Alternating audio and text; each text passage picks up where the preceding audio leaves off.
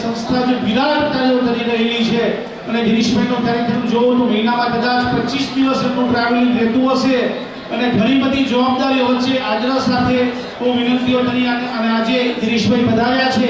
હું ગિરીશભાઈને વિનંતી કરું પ્રસંગોચિત ઉદ્બોધન આપશે.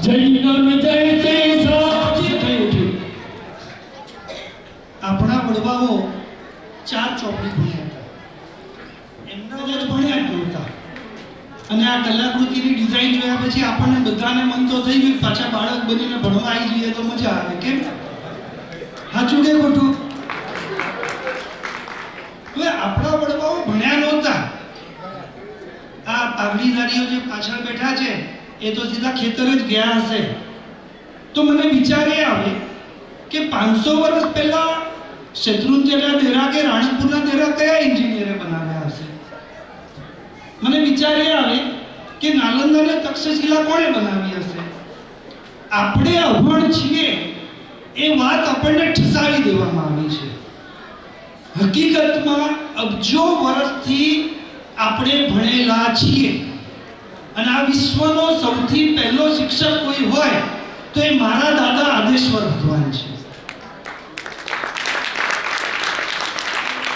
64 કળા દીકરીઓની એટલે કે સ્ત્રીઓની અને 72 કળા પુરુષોની, એ કળાઓના માધ્યમથી એ પ્રભુએ 83 લાખ પૂર્વના આયુષ્યમાં આ વિશ્વને 100 શિલ્પનું ભેટનું આપ્યું. સુંદરીને ગણિત શીખવાડ્યું, બ્રાહ્મીને લિપિ શીખવાડી અને 64 કળા 72 કળા જેને આજે મોરલ એજ્યુકેશનના નામથી એડ કરવાનો આપણે પ્રયાસ કરીએ છીએ, એ એજ્યુકેશનની આખી સિસ્ટમ નો પાયો કોઈએ કરોડો અબજો વર્ષ પહેલા નાખ્યો હોય તો એ મારા દાદા આદેશ્વરે નાખ્યો છે. અને એ આદેશ્વર ભગવાનની નાખેલી આખી સિસ્ટમ, એ સિસ્ટમને સિસ્ટમેટિકલી 24 તીર્થંકર સુધી ચાલતી આવી. આજથી 2550 વર્ષ પહેલા પણ આપણે જોયું હશે કે પ્રભુ મહાવીરનું પાઠશાળા ગમન થયું તો વગર સ્કૂલે થયું. પાઠશાળા ગમન તો ભણવા માટે જ થાય ને ભાઈ. આપણા જેમ કહેવાતું, લોર્ડ મેકોલોએ લખ્યું છે કે આ દેશમાંથી જ્યાં સુધી ગુરુકુળ સિસ્ટમ ખતમ નહીં કરીએ ત્યાં સુધી અંગ્રેજીકરણ આ દેશનું થઈ શકે એમ નથી. આ લોર્ડ મેકોલોએ એના અંગ્રેજ શાસકોને દેખાડી દીધું. કહેવાનો મતલબ એ છે કે આપણે અભણ છીએ, આપણે ભણેલા નથી, એવું એટલું બધું આપણામાં ઠસાવી દીધું. આપણને એમ જ લાગે કે આપણા વડીલો તો ગમાર છે, આપણા વડીલો ગમાર છે, આપણી માતાઓ ગમાર, આપણા બાપાઓ, આપણા દાદાઓ ગમાર.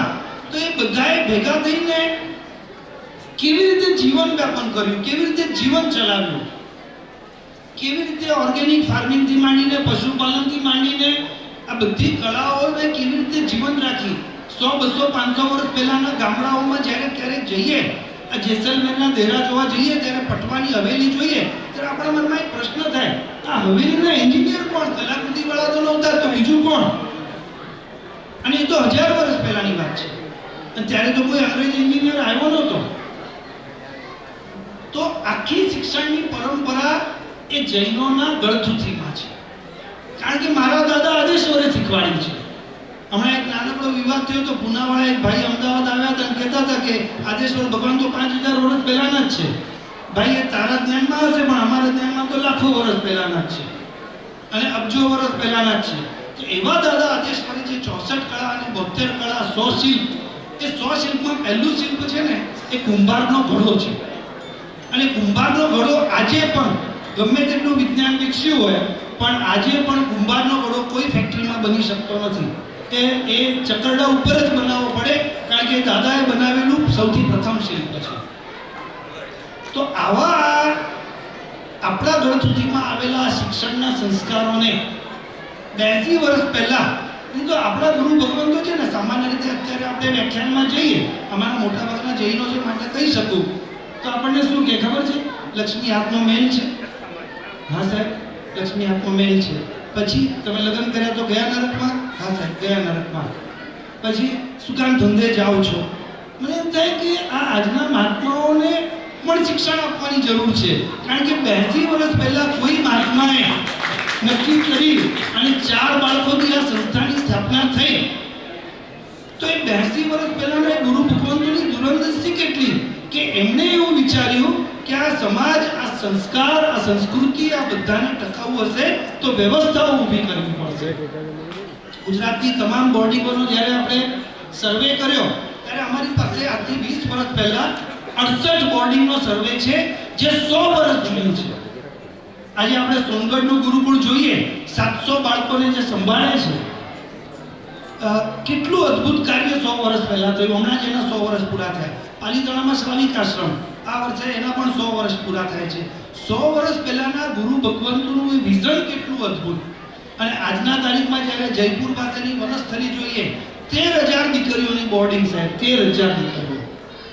આ બાજુ આપણે અમરેલીમાં લક્ષ્મી ડાયમંડ વાળાની બોર્ડિંગ જોઈએ, 18,000 દીકરીઓ એક જ કેમ્પસમાં ભણે છે. આપણે 900 દીકરીઓ છે, ખૂબ આનંદની વાત છે. હું તો આ સુરેશભાઈ અને આના તમામ સંચાલકોને વિનંતી કરીશ કે 2,000 દીકરીઓ કે દીકરાઓથી ઓછી આ સ્કૂલ કે બોર્ડિંગ હોવી ન જોઈએ. મિનિમમ 2,000. એના કારણો છે.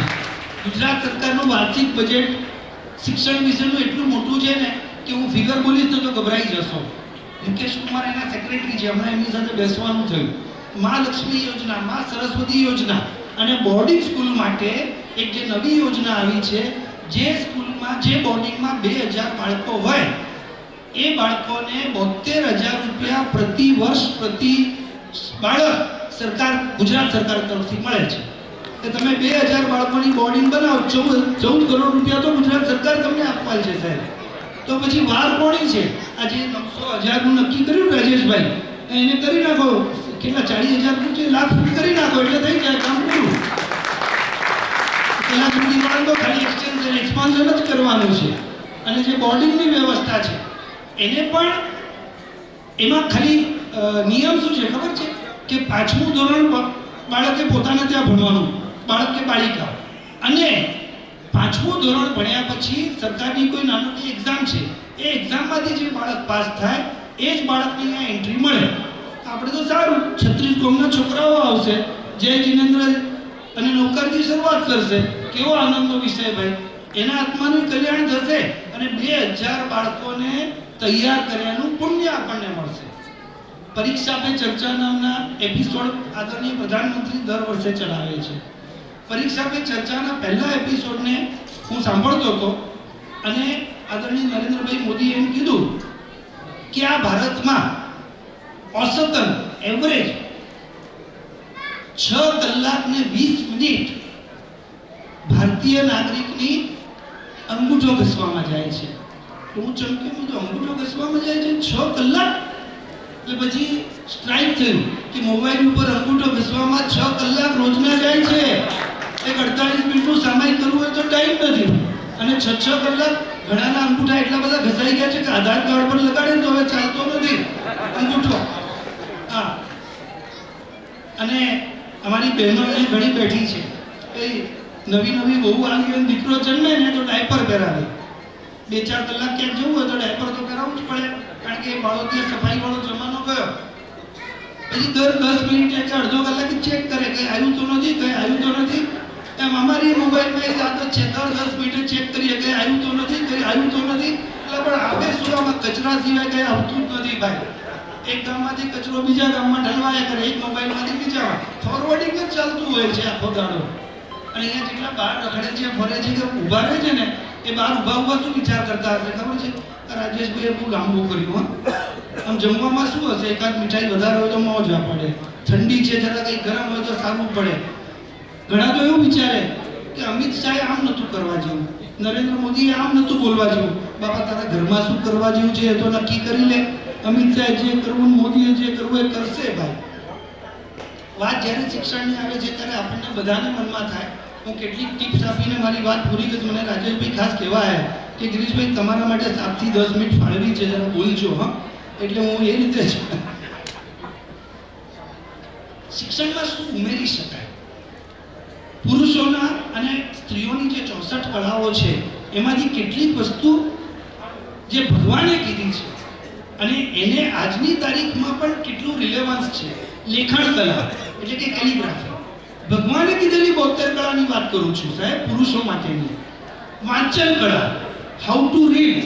ખબર છે વાંચે ગુજરાત કરી નરેન્દ્રભાઈ મોદી અભિયાન શરૂ કર્યું, કારણ કે આપણે વાંચવાનું જ ભૂલી ગયા છીએ.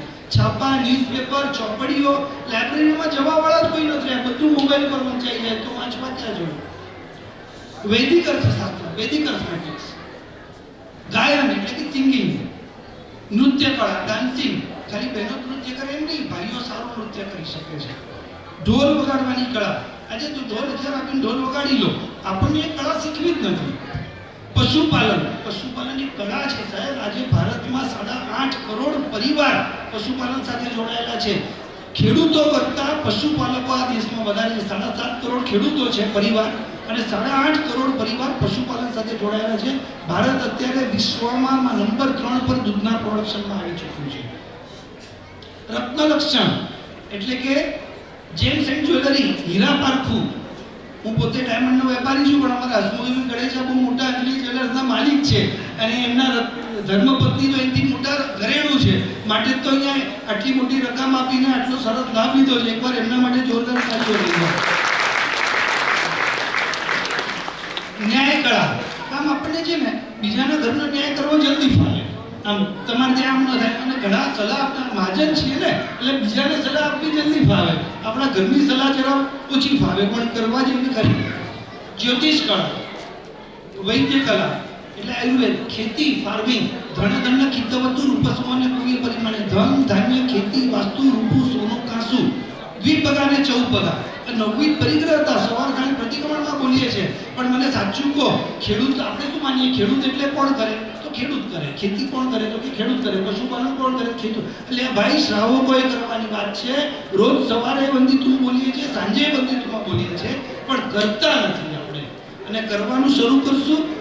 25 વર્ષ પહેલા પછીનો આ સમય આવશે આ દેશમાં. 25 વર્ષ પહેલા કચ્છનો સમય હતો ભાઈ, ભૂકંપ આવ્યો, સમય આવી ગયો કચ્છનો.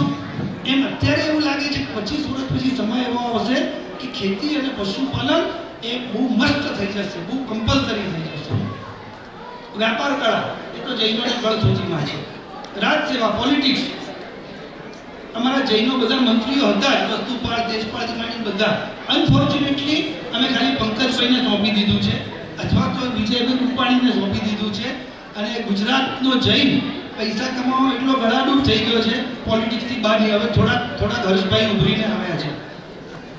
પુત્થલીયનમ, હસ્તલેખન, શુકનકળા, વાયુ સ્થિરતા, અગ્નિસ્તંભન, વરસાદ વરસાવવાની કળા, ફળ કાઢવાની કળા, ગોતાચાર, હ્યુમન રિલેશનશિપ. આ ભગવાને કીધેલી કળાઓ છે. એવી રીતે દીકરીઓની કળા.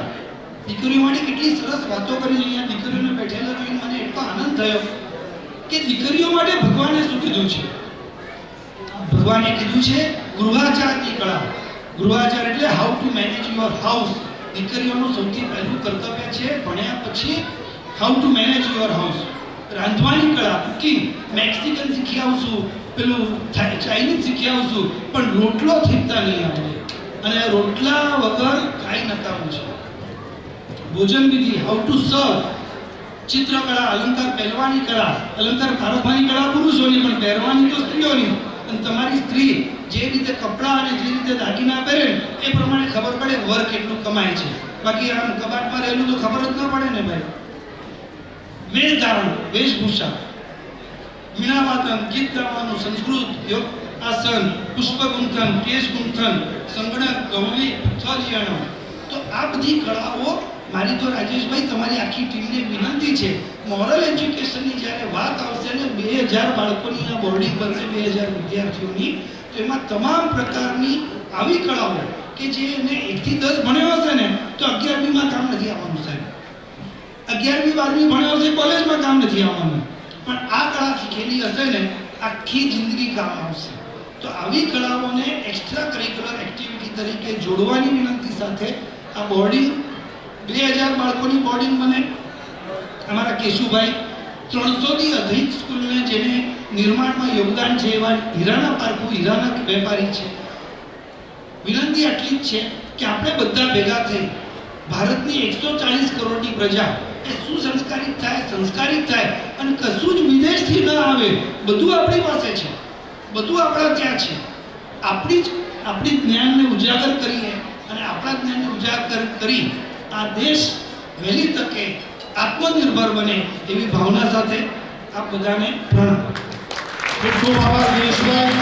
આપણે ખૂબ જ સારુભાજીને ફોન કર્યો. ભરતભાઈને મેં કીધું જરા આવું ભરતભાઈ તમારી સીટો આપી દઉં કેશુભાઈ લઈ આવો.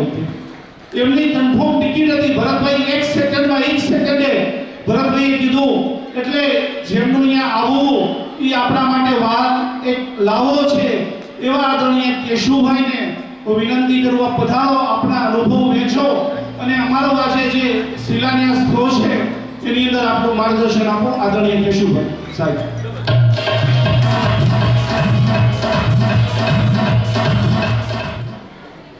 શિલાન્યાસ નિમિત્તે પધારેલા સમારંભના અધ્યક્ષ, ટ્રસ્ટના પ્રમુખ, મુખ્ય દાતા હસમુખભાઈ ગઢેચા, સમસ્ત મંચસ્થ મહેમાનો, પધારેલા સર્વ રાજકીય મહાનુભાવો, ધાર્મિક લીડરો, શિક્ષણવિદ, સ્થાનિક ટ્રસ્ટીગણ, દરેક સમાજના આગેવાનો, દરેક ગામના ભાઈઓ બહેનો, બાળકો, વિદ્યાર્થીઓ, વિદ્યાર્થીઓ, ખૂબ આનંદની વાત છે કે ભાઈ શિયાળે સ્વરઠ ભલો, ઉનાળે ગુજરાત, ચોમાસે વાગડ ભલો, કચડો બારે માસ. આજે ચોમાસું અને કચડો એટલે વાગડ ને કચડો બેમાં આવવાનું થયું અને આપ સૌને મળવાનું અને દર્શન કરવાનો જે મોકો મળ્યો તે બદલ પ્રમુખ સાહેબ અને રાજુભાઈ આદિ સર્વ ટ્રસ્ટીનો ખૂબ ખૂબ આભાર. વાત રહી મને આનંદ એ થયો કે આ જૈન સંચાલિત ટ્રસ્ટ હોવા છતાં સમગ્ર જ્ઞાતિ માટે કામ થઈ રહ્યું છે. એટલે જેને કહેવાય કે ભારતીય સંસ્કૃતિનું જતન થઈ રહ્યું છે. એટલે 24 તીર્થંકરોના ચરણોમાં દંડવત પ્રણામ કરું છું. 5 ગુરુ ભગવંતોના ચરણોમાં વંદન કરું છું અને જેમણે આ ટ્રસ્ટની સ્થાપના કરી એવા અમૃત બાપાથી લઈ અને આજ સુધીની બોડીને ધન્યવાદ આપું છું અને શુભકામના પાઠવું છું.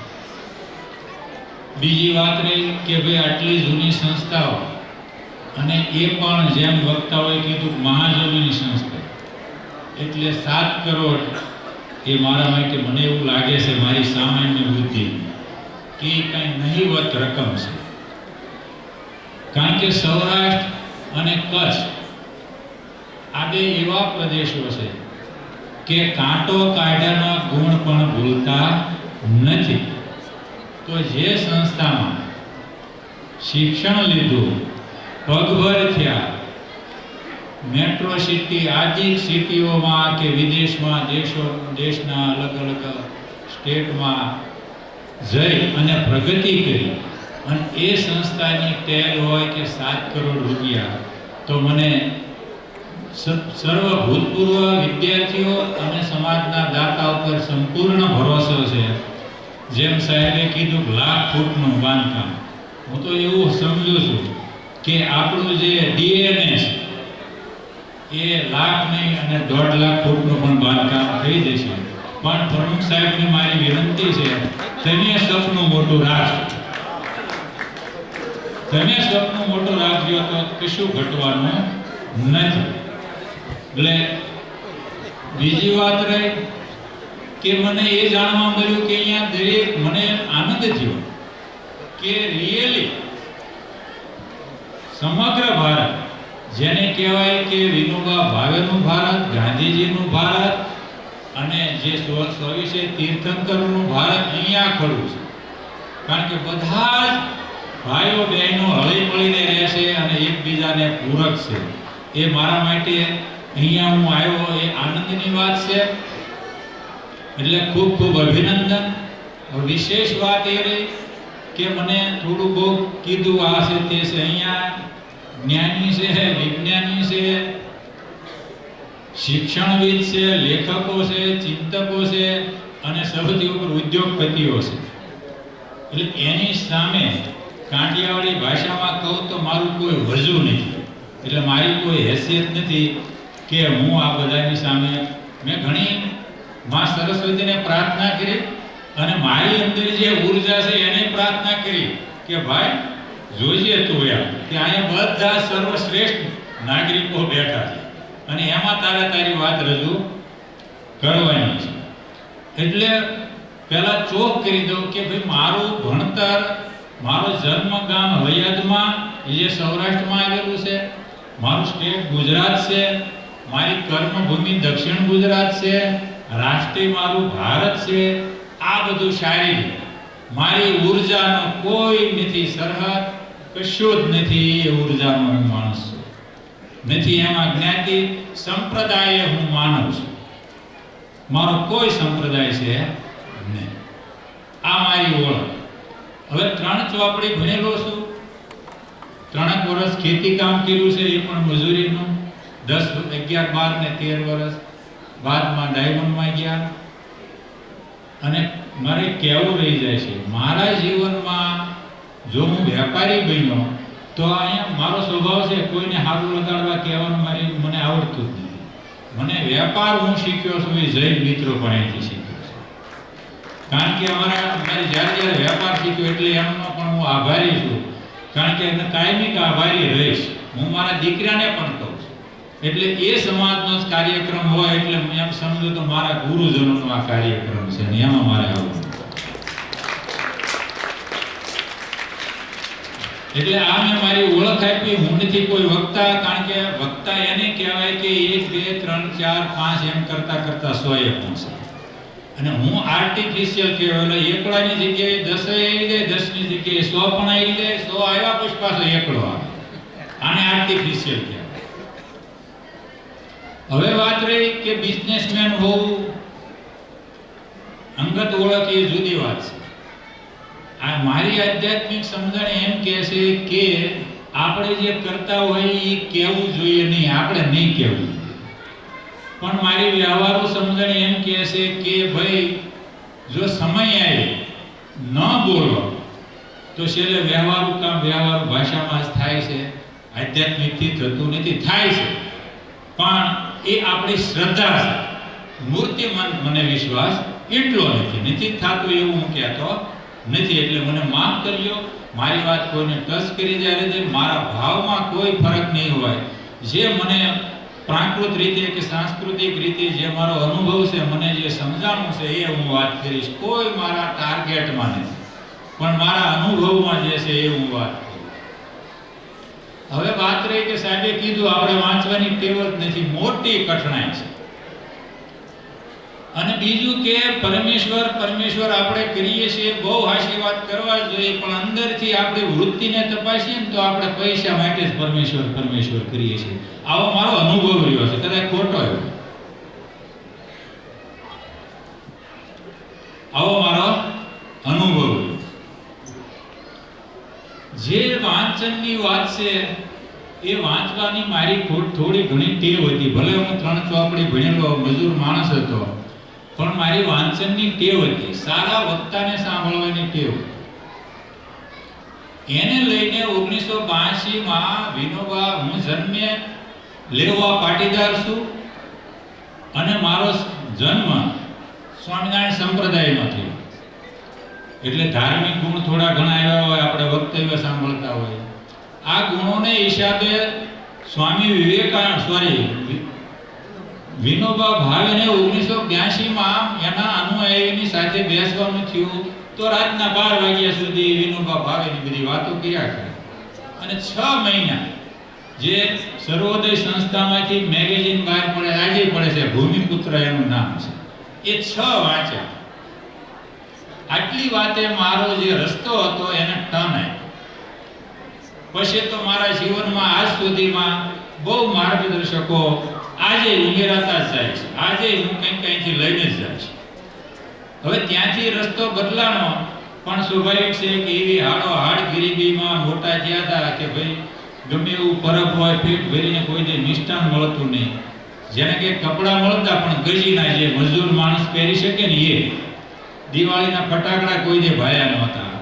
આવી સ્થિતિમાં અને અપમાનો જે થાય છે એટલે હું બહુ ધ્યાન રાખું છું. ગરીબોનું અપમાન ન થાય ને એનું હું પોતે બહુ ધ્યાન રાખું છું. થઈ ગયું હોય ને તો હું માફી માંગી લઉં છું.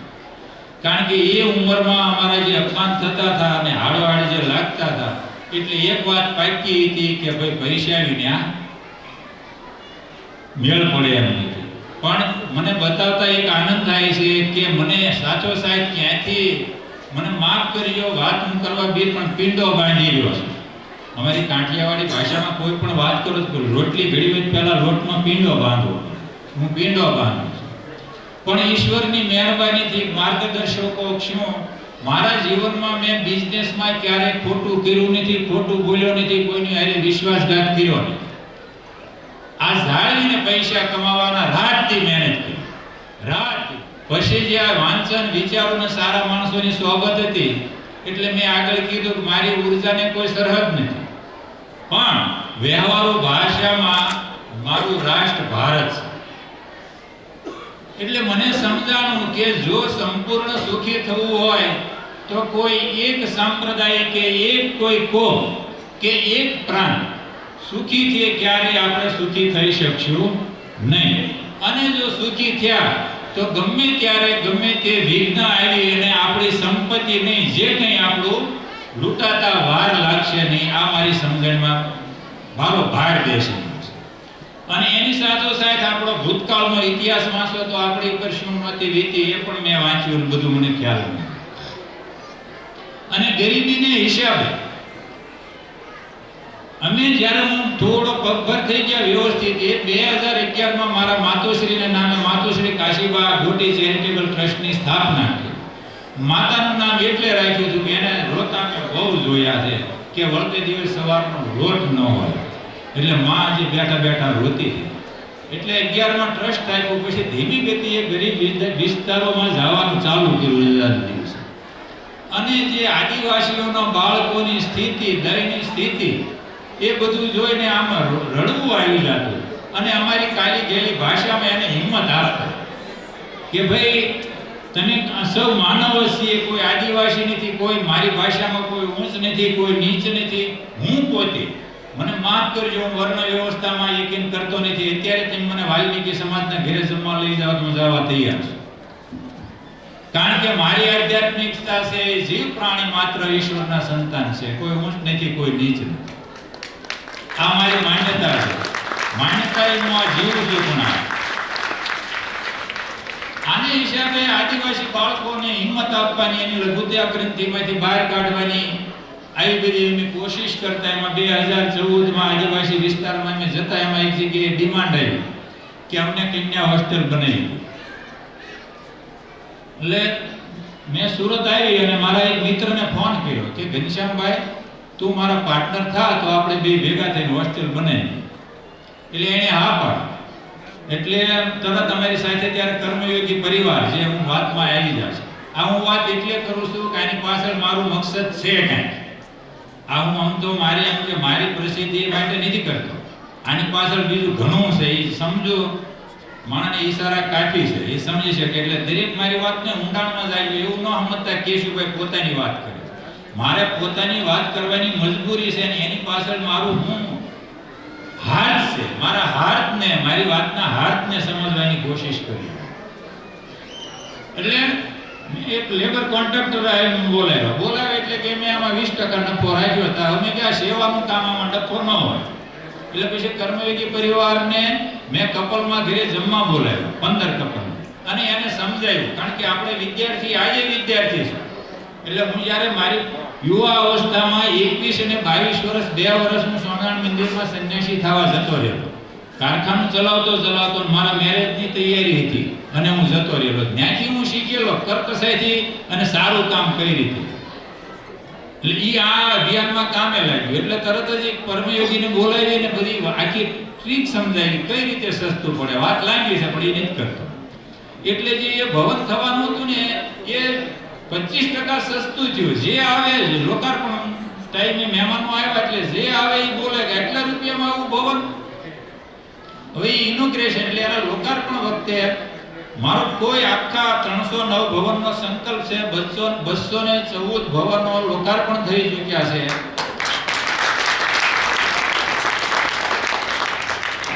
એમાં કેશુભાઈ ગોટી એમ કે આમાં કેશુભાઈનો વિચાર હતો અને કેશુભાઈની દીર્ઘ દ્રષ્ટિ હતી, તો કેશુભાઈ જેવો કોઈ જૂઠ માણસ આ દુનિયામાં નથી. કેશુભાઈની કોઈ દીર્ઘ દ્રષ્ટિ નથી. પહેલાની ડિમાન્ડ કરી, એનું જ્યારે લોકાર્પણ હતું એટલે મને વિચાર આવ્યો. હું પ્રવચન કરવા ઊભો છું તો 10 વર્ષ પહેલા, અત્યારે તો થોડું ફાવી ગયું હોય કારણ કે રોજનો અભ્યાસ હતો. એટલે સહજ મને વિચાર આવ્યો કે ભાઈ આપણે 11 ભવન બનાવશું અને લોક ભાગીદારીથી બનાવશું. 50% આર્થિક યોગદાન અમે આપશું અને 50% આર્થિક યોગદાન આપશે અને અમે સહયોગી દાતા કહીશું અને પૂરું મેનેજમેન્ટ અમે કરશું. અને સાથે સાથે મારી નાનપણના અને મારા અમે એમ માનો કે 2014 સુધી આપણે ડોનેશન તો કરતા જ હોય, પણ વેપારીમાં જેટલા ગુણ હોય ને આપણે માફ કરી લો, કોઈ અડી ન જાય. વેપારી છે ને એ ક્યાંય પણ એ ગણિત જ કરે. પ્લીઝ કાકા, વેપારી છે ને ક્યાંય પણ ગણિત જ કરે. એટલે હું ગણિત જ કરતો હતો. મને મારી ઉપર નફરત આવતી હતી કે કાંઈ પણ ડોનેશન કરવું તારે ગણિત જ કરવાનું. અને હું નાનો હતો ત્યારે અમારા ગામમાં સ્વામિનારાયણ મંદિર બનેલું હતું. આજથી હવા કરેલી વાત ત્યારે 3 વડીલોના નામથી બનેલું હતું. પછી જ્યારે હું નાનો હતો, હું 10 વર્ષ સુધી જ મારા ગામમાં આવ્યો. પછી ગામ બહાર 3 વર્ષ જે મેં ખેતી કામ કર્યું, બહારના ગામમાં મજૂરી કરવા આવ્યો. તો જેના નામ હતા એને અહમ હતું. અને એ ટાઈમે જેની પાસે સગવડતા નહોતી, પછી સગવડતા થઈ એને ઈર્ષ્યા હતી. આ મેં એ ઉંમરમાં અનુભવ્યું. એટલે જ્યારે હું આ લોકાર્પણ વખતે બોલવા ઊભો થયો, મને અંદરથી અવાજ આવ્યો કે આપણે 11 ભવન બનાવશું. એટલે આ સહયોગી દાતાની વાત કરી, સાથે સાથે મેં સમાજને એક પ્રોમિસ આપી કે 11 ભવનો આપણે બનાવશું. ભવન ઉપર અમારું નામ નહીં, લોકાર્પણની તકતીમાં નામ નહીં અને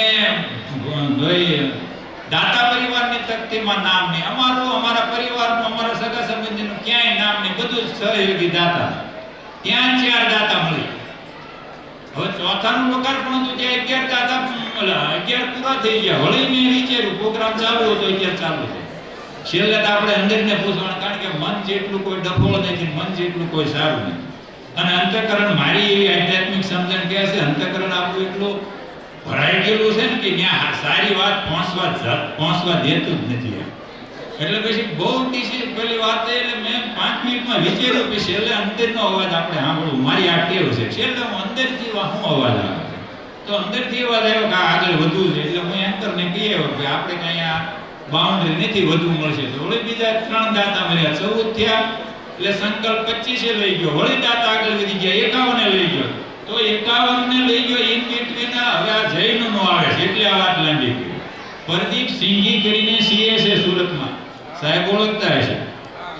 એને લોકાર્પણમાં ધરમપુર કપરાડા વિસ્તાર ગુજરાતનો સૌથી ગરીબમાં ગરીબ વિસ્તાર, ત્યાં લોકાર્પણ હતું. તો મેં પ્રદીપ સિંઘીને આમંત્રણ આપ્યું એટલે મને કે એક મેરા લીખ લો. બે આવ્યા, હસબન્ડ વાઈફ બંને આવ્યા. એટલે 4-5 દિવસ પછી ફોન આવ્યો, કેશુભાઈ મેરે વહાં ચાય પીને કે लिए आओ. હું ગયો એટલે મને કે आपका काम बहुत अच्छा है, मेरा एक आपसे 2 हाथ जोड़कर निवेदन है, 108 का बन लो. 57 વધારવાની. પેલા મારા ગજવા હમ જોવાનું, એ 108 એને તો બોલ નાખ્યા. પછી આપણે એ જોવાનું સલાહ આપે એની હું હેસિયત છે, કેટલું સમજે છે, એની સમજણમાં ઊંચાઈ છે, ઊંડાણ છે, લંબાઈ છે, આવેગમાં નથી, આવેશમાં નથી, લાગણીમાં નથી. આ બધું તપાસવું પડે, નકર સલાહ આવડી પડે. ભલે એની વૃત્તિ સારી હોય પણ એની ઊંડાણ કેટલું છે આ બધું તપાસ્યું 5 મિનિટમાં. મારવાડી, વાણિયા, વ્યવસાય, વૈશીએ અને આવેગમાં નથી, આવેશમાં નથી, બધામાંથી 5 થયું. પછી મારે છેલ્લે 57 કાઢવાની ગજવામાંથી ઈ તપાસ્યું તો ગજવાએ ના ન પાડે. પાછા मारवाड़ी वाणिया पाटका हुआ माफ करજો. એટલે પાછા અભી भी कोई एक मित्र को बता दो फ्रेंड को कि मैंने ऐसे पढ़ लिया. એટલે મારા પદ્મશ્રી મથુરભાઈ સવાણી મારા પદ્મશ્રી અંગત ફ્રેન્ડ છે. એને મેં ફોન કરીને બતાવી દીધું ભાઈ 108. આવી રીતે 108 થી દૂર હતા ત્યાં દાદા 108 ને આગળ લઈ ગયા. પછી 151, 208. હવે 208 માં 208 માં ગયા. 2022 માં જૂન જુલાઈમાં અમેરિકા ફરવા મારે નહોતું જવું પણ ઘણી વખત આપણે સંસારી છીએ એટલે સમજો છો તમે ક્યારેક આપણે બેનો ખાસ સમજે એટલે એને ન્યાય આપવા ગયો. આગળ હું 2-3 વાર જઈ આવ્યો હતો. એટલે મારી સાથે મારા મિત્ર ધર્મેન્દ્ર ડાયમંડ વાળા બહુ કેપેબલ છે, એનો ત્યાં વિલા હતો. તો એ બધા રોજ શોપિંગ કરવા વયા જાય. અને મને એક ડોક્ટર ભાવિન પટેલે સ્વામી વિવેકાનંદના 4 પુસ્તકો આપ્યા. હવે એ બધા રોજ શોપિંગ કરે ને 4 પુસ્તક મેં બેઠા બેઠા ઘરે એના વિલામાં બેઠા બેઠા 4 પુસ્તક વાંચ્યા. એ 4 પુસ્તક વાંચ્યા અને સ્વામી વિવેકાનંદની ભારતની ગરીબી અને કંગાળિયા એનું જે વેદના એ જોઈને મારું મન એ 4 દીમાં કેટલી વાર ભરાઈ ગયું, રિયલ કેટલી વાર હું ભરી ગયું.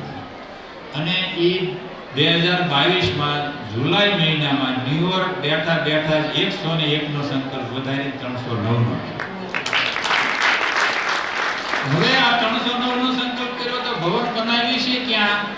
તો શહેરમાં નહીં, શહેરની નજીક નહીં, સુખી વિસ્તારમાં નહીં અને આર્થિક રીતે સુખી સંસ્થામાં નહીં. તો ક્યાં બનાવવાના? જંગલ, પહાડ, દુર્ગમ ઇલાકા, સરહદી ઇલાકો, આ ઇલાકામાં જેમાંય તે વધારે તકલીફ વાળો ઇલાકો હોય ત્યાં પાસ સાહેબ આ રીતે આ ભવન બનાવીએ છીએ. અને મને કહેવાય છે આ બધા શ્રેષ્ઠીઓને કે રિયલી આપણે થોડું હટકર વિચારવાની બહુ જરૂર છે. ભારતને સ્વાવલંબી સ્વાભિમાની બનાવવાની બહુ જરૂર છે.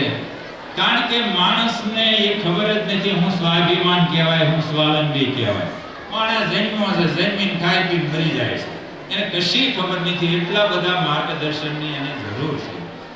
ઘેટા બકરા રહેતા હોય ને એમ બાળકો રહેશે.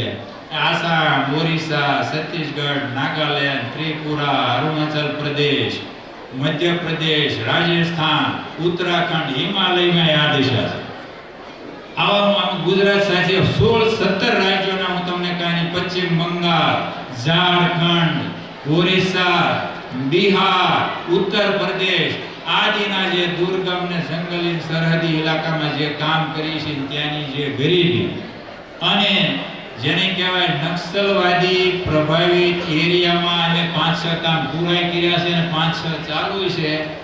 એમાં અમે ખૂબ બાઉન્ડ્રી રાખીએ છીએ કે નક્સલી જે પૂર્વે નક્સલી હતા એને ત્યાં અમે 3 સંસ્થા બનાવી. પૂર્વે એ નક્સલી હતા કે એનું જ્યાં થાણું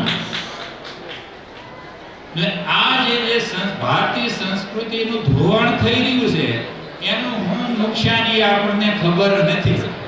એ મને ખબર નહોતી પણ આ અભિયાનમાં જેમ આગળ વધ્યા તો આજ આપણને નથી દેખાતું પણ 5, 25, 50 વર્ષ પછી એ આપણી બીજી કે ત્રીજી પેઢીને ન ભોગવવું પડે એના માટે આપણે સૌએ બહુ જાગવાની જરૂર છે. અને આરોગ્ય અને શિક્ષણ આ બેની વ્યવસ્થા ત્યાં નથી. આ બેની વ્યવસ્થા નહીં હોવાને કારણે ભારતીય સંસ્કૃતિને બહુ મોટું નુકસાન થઈ રહ્યું છે. અને મને એક માફ કર્યો, મારો એક એ અનુભવ રહ્યો કે પૂરા ભારતમાં જ્યાં જ્યાં અભાવગ્રસ્ત વિસ્તાર છે ત્યાં કોઈ પણ ધાર્મિક લીડરોનો બહુ પગ પેસારો ઓછો છે. એનું બહુ મોટું નુકસાન થયું છે અને થાય છે. આ મારી વિચારો તમે સમજજો ભલા. જ્યાં જ્યાં પૂરા ભારતમાં અભાવગ્રસ્ત ઇલાકા ત્યાં ભારતીય સંસ્કૃતિના વાહક જે લીડરો છે એનું ભ્રમણ નહીવત છે. એનું એટલું મોટું નુકસાન થયું છે ને હાલ થઈ રહ્યું છે. બીજી વાત કરીએ તો ધનપતિઓની ન્યા નજર બહુ ઓછી છે. અને મને ઈશ્વર એમ સમજાણો છે કે આ દુનિયા જ્યાં એમાં ભારત જ ના આખું વર્લ્ડ ઈશ્વરનું બનાવેલું છે. કોઈ ઈશ્વર એવો નથી આ ઈશ્વરનો આટલી જ એરિયા કે આ એની બાઉન્ડ્રી. તો ઈશ્વર રહેતો નથી, માનવ થઈ જાય છે. મારી ભાષા માનવને એરિયા હોય, ઈશ્વરનો એરિયા કોઈ હોય નહીં. પણ તો તમે કહેશો કે તમે ભારતમાં કેમ કામ કરો છો? તો વ્યવહાર દુનિયા થઈ જાવ. બોલી મારી આધ્યાત્મિક વાત છે, વ્યવહાર મારી એવી વાત છે કે રાષ્ટ્ર મજબૂત નહીં રહે તો આપણે હમણાં સિરિયાનો જે 2 શહેરથી પહેલા જોયું બાજુમાં બાંગ્લાદેશનું જોયું, 3 વર્ષ પહેલા અફઘાનિસ્તાનનું જોયું, પેલા ગદ્દાફી ક્યાંના હતા ત્યાંનું જોયું. એ બધા હારા શાસક હતા એવું મારું કહેવાનું નથી. એ આપણે ત્યાં બનવાની સંભાવના છે. એટલે ભારતનો હરેક નાગરિક માનસિક સક્ષમ હોવો જોઈએ, શારીરિક સક્ષમ હોવો જોઈએ અને થોડો રાષ્ટ્રપ્રેમી હોવો જોઈએ. ત્યાં હું સંપૂર્ણ વ્યવહારો થઈ જાઉં છું. રાષ્ટ્રપ્રેમી એટલે હોવો જોઈએ જો રાષ્ટ્ર મજબૂત નહીં હોય ગમે એટલું કમાયેલું છે એ ટકવાનું નથી. આ નહીં તો ઓલી પેઢીની ને ત્રીજી પેઢી. અને એ આપણી પાસે પુરાવો છે. આપણે કોઈ ગામ પાસે શીખવા જવાની જરૂર, આપણે કોઈને નુકસાન નથી પહોંચાડવું પણ આપણું ઘર હાંસવું એ આપણી ફરજ છે. અને હું એમ કહું છું કે સામાન્ય આવક હોય એનો પરિવાર જે એમના દીકરા દીકરી કે મા બાપ એ છે એનાથી થોડીક વધારે આવક વધે એટલે એનો પરિવાર ગામ છે. એનાથી થોડી આવક વધે એટલે એનો પરિવાર એની ડિસ્ટ્રિક્ટ છે. એનાથી થોડી આવક વધે એટલે એનો પરિવાર રાષ્ટ્ર છે. આ સમજાઈને મેં ધનપતિઓને કીધી, વિચારકોનું હોવું જોઈએ, લેખકોનું એ, ચિંતકોનું અને જ્ઞાનીઓનું આ હોવું જોઈએ. જ્ઞાનીઓ માટે કોઈ સીમા જ નથી. છતાં વ્યવહાર બહુ જરૂરી છે કારણ કે વ્યવહારમાં રાષ્ટ્ર મજબૂત હોવું બહુ જરૂરી છે. અને આ ગરીબી, દિશાહીન જે મેં રાષ્ટ્રો ગણાવ્યા અને એના પાછા અમે જંગલો, પહાડોમાં, દુર્ગમ વિસ્તારોમાં જ કામ કરીએ છીએ એને કઈ ખબર જ નથી. એટલા અંધશ્રદ્ધામાં છે, એટલા અંધવિશ્વાસમાં છે અને વ્યસનોમાં ડૂબેલા છે. એને ખબર જ નથી હું રાષ્ટ્ર, હું સંસ્કૃતિ. આના માટે આ કામ અમે કરીએ છીએ. મારે બોલવું પડે. મારી આધ્યાત્મિક મને આમ ડંકાની ચોટ પણ ના પાડે છે કે તું બોલમાં. કારણ કે જ્યારે એકની એક વારંવાર કરીએ ત્યારે આત્મસાત થઈ જાય છે. અને આત્મસાત થઈ જાય છે ને એ અહમ પેદા કરે છે. અને અહમ પેદા કરે તો ક્યાંય ગયા નહીં, ઘાણીના ગળી જાય એવું થાય. કાંઈ કર્યું કશું જ નહીં, દળી દળીને ઢાંકણે ગુજરાયું. આ મારું દરજ છે પણ છતાં જે થાય તે એટલે હું આ વાત કરું છું, નહીં કે અમારું કામગીરી બતાવો. હવે વાત રહી કે જૈન સમાજનો મેં આભાર માન્યો અહીંયા કે મને અહીંયા સનાતન દેખાણ. બીજો આભાર એ માન્યો કે ભાઈ મને વેપારી જૈન સમાજમાં અહીંથી થયો. ત્રીજો આભાર હું એ માનું છું કે અત્યાર સુધીમાં અમને સોરી મારી બોલવામાં ભૂલ થઈ, આ અભિયાને 290 સહયોગી દાતા મળી ગયા છે. 309 માં 214 ભવનના લોકાર્પણ થઈ ગયા છે. અબાઉટ ચાલુ થવાના છે, થશે એ બાનીને અબાઉટ 40 ભવનો ચાલુ, કંઈક 30 છે અને કંઈક 10-12 ચાલુ થવાના છે. 290 દાતા મળી ગયા છે. એમાંથી 25 દાતા જૈન સમાજના છે. એમાં 4 દાતા કચ્છના છે. મહેન્દ્રભાઈ સંગોઈ, રાજુભાઈ લાલજીભાઈ ચાવલા, નીતિનભાઈ ન્યામચંદભાઈ રાણબિયા અને દીપકભાઈ ધર્મસિંહભાઈ ભેદા. આ 4 જૈન દાતા કચ્છના છે. અને એમાં તમે મને કહેવા દો કે એક મહેન્દ્રભાઈ સંગોઈ જ મને ઓળખતા હતા. રાજુભાઈ લાલજીભાઈ ચાવલાએ આવી રીતે સુરતમાં ભાગવત પારાયણ હતી તે આ વાલજીભાઈ એના યજમાન હતા. મને કે તમે અમારા સ્ટેજ પરથી તમારા ઘેરની વાત કરો. 9 મિનિટ મેં વાત કરી. રાજુભાઈ ચાવલાએ મુંબઈ બેઠા સાંભળી. વળતેથી ફોન આવ્યો. મેં એ કે હું અભિયાન વાત કરી. વળી 10 દિવસ પછી, કારણ કે વેપારી છે એના પ્રશ્નો, એમાં જૈન વેપારીના તો ખાસ પ્રશ્નો, એટલે વળી 10 દિવસ પછી ફોન આવ્યો કે એ મારા 2 પ્રશ્ન છે, પૂછો. કીધું એ 2 પ્રશ્નના જવાબ આપ્યા તો ત્યાં કે તો મારી એક લખી નાખો, મારે પેમેન્ટ ક્યારે મોકલવું. મેં કીધું પેમેન્ટ મોકલવાની વાર છે. પછી એ પાછા 2 મહિના પછી સુરત આવ્યા તો આ નીતિનભાઈ લઈને આવ્યા. નીતિનભાઈ એના સિનિયર હતા. તો નીતિનભાઈ બહુ મને પ્રશ્નો કર્યો. પછી મેં કીધું કે ડીએને તો પાટીદારનો, એટલે હું અકળાઈ ગયો. મેં કીધું નીતિનભાઈ તમે ભાઈ કે તમને સંસ્થાને બનાવી ગયો, સંસ્થા કેમ છે ને કેમ નહીં, હા ઢોર. પછી મેં કીધું નીતિનભાઈ તમે પૈસા કમાઈને જે જતા રહેવાના છો, તમારા છોકરા શું કરે તમને ખબર છે? તમે એના માટે જ ભેગા કરો છો. તમે ગામને સવાલ કરો છો પણ તમારી જાતને તમે સવાલ કર્યો. આવી રીતે વાત કરી નીતિનભાઈ કે મારું એક ભોજનાલય 25 લાખનું એક ભવન લખ્યું. આ રીતે આ અભિયાન હાલે છે. અહીંયા આવીને બહુ આનંદ થયો. તમારા બધાને મળવાનું થયું, તમારા બધાના દર્શન થયા. બધા જ દાતા જે કોઈ નાના મોટા અલગ અલગ જ્ઞાતિના પણ દાતા છે અને ખૂબ ખૂબ ધન્યવાદ. અહીંયા સંગીતકારોને પણ ધન્યવાદ. ભાઈઓ બહેનો બાળકો સૌને ખૂબ આભાર અને સૌને પ્રણામ. જય હિન્દ, જય ભારત. હવે આપણે કાર્યક્રમની પૂર્ણાહુતિ તરફ આગળ વધી રહ્યા છીએ. ખૂબ ખૂબ આભાર. અને આપણે શ્રી વર્ધમાનજી બોર્ડિંગ અને વિદ્યાલય ભુજ સંકુલના ભૂમિ આપવામાં જે ભાનુભાઈના આપણે સહયોગ લેવા પણ આજે સમયને જોતા આપણે તેમને ખૂબ શુભેચ્છાઓ સાથે આગળ વધીએ છીએ. અને હવે દિવ્યાંગભાઈ જૈન બોર્ડિંગ ફાઉન્ડેશન, દિવ્યાંગભાઈ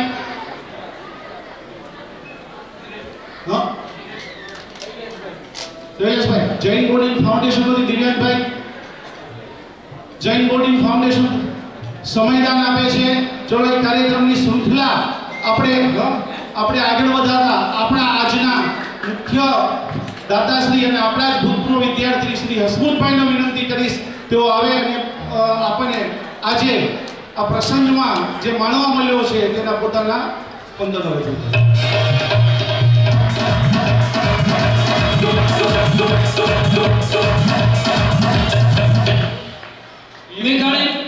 મેઘાણીની પંક્તિ દ્વારા સાહેબનો પરિચય આપીશું કે કોણે કહ્યું નસીબ વિના કામ બધા આડા પડે, કોણે કહ્યું નસીબ વિના કામ બધા આડા પડે, પ્રયત્નોના અંતે તો ધોધના પથ્થરમાં પણ ખાડા પડે.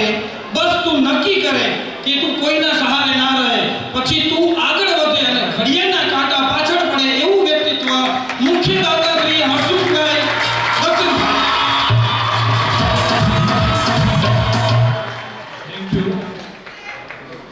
1 વાગી ગયો છે એટલે હું પણ મને જે ફાળવેલો છે સમય એમાંથી અડધા સમયનું પહેલા તો સમયદાન આપું છું.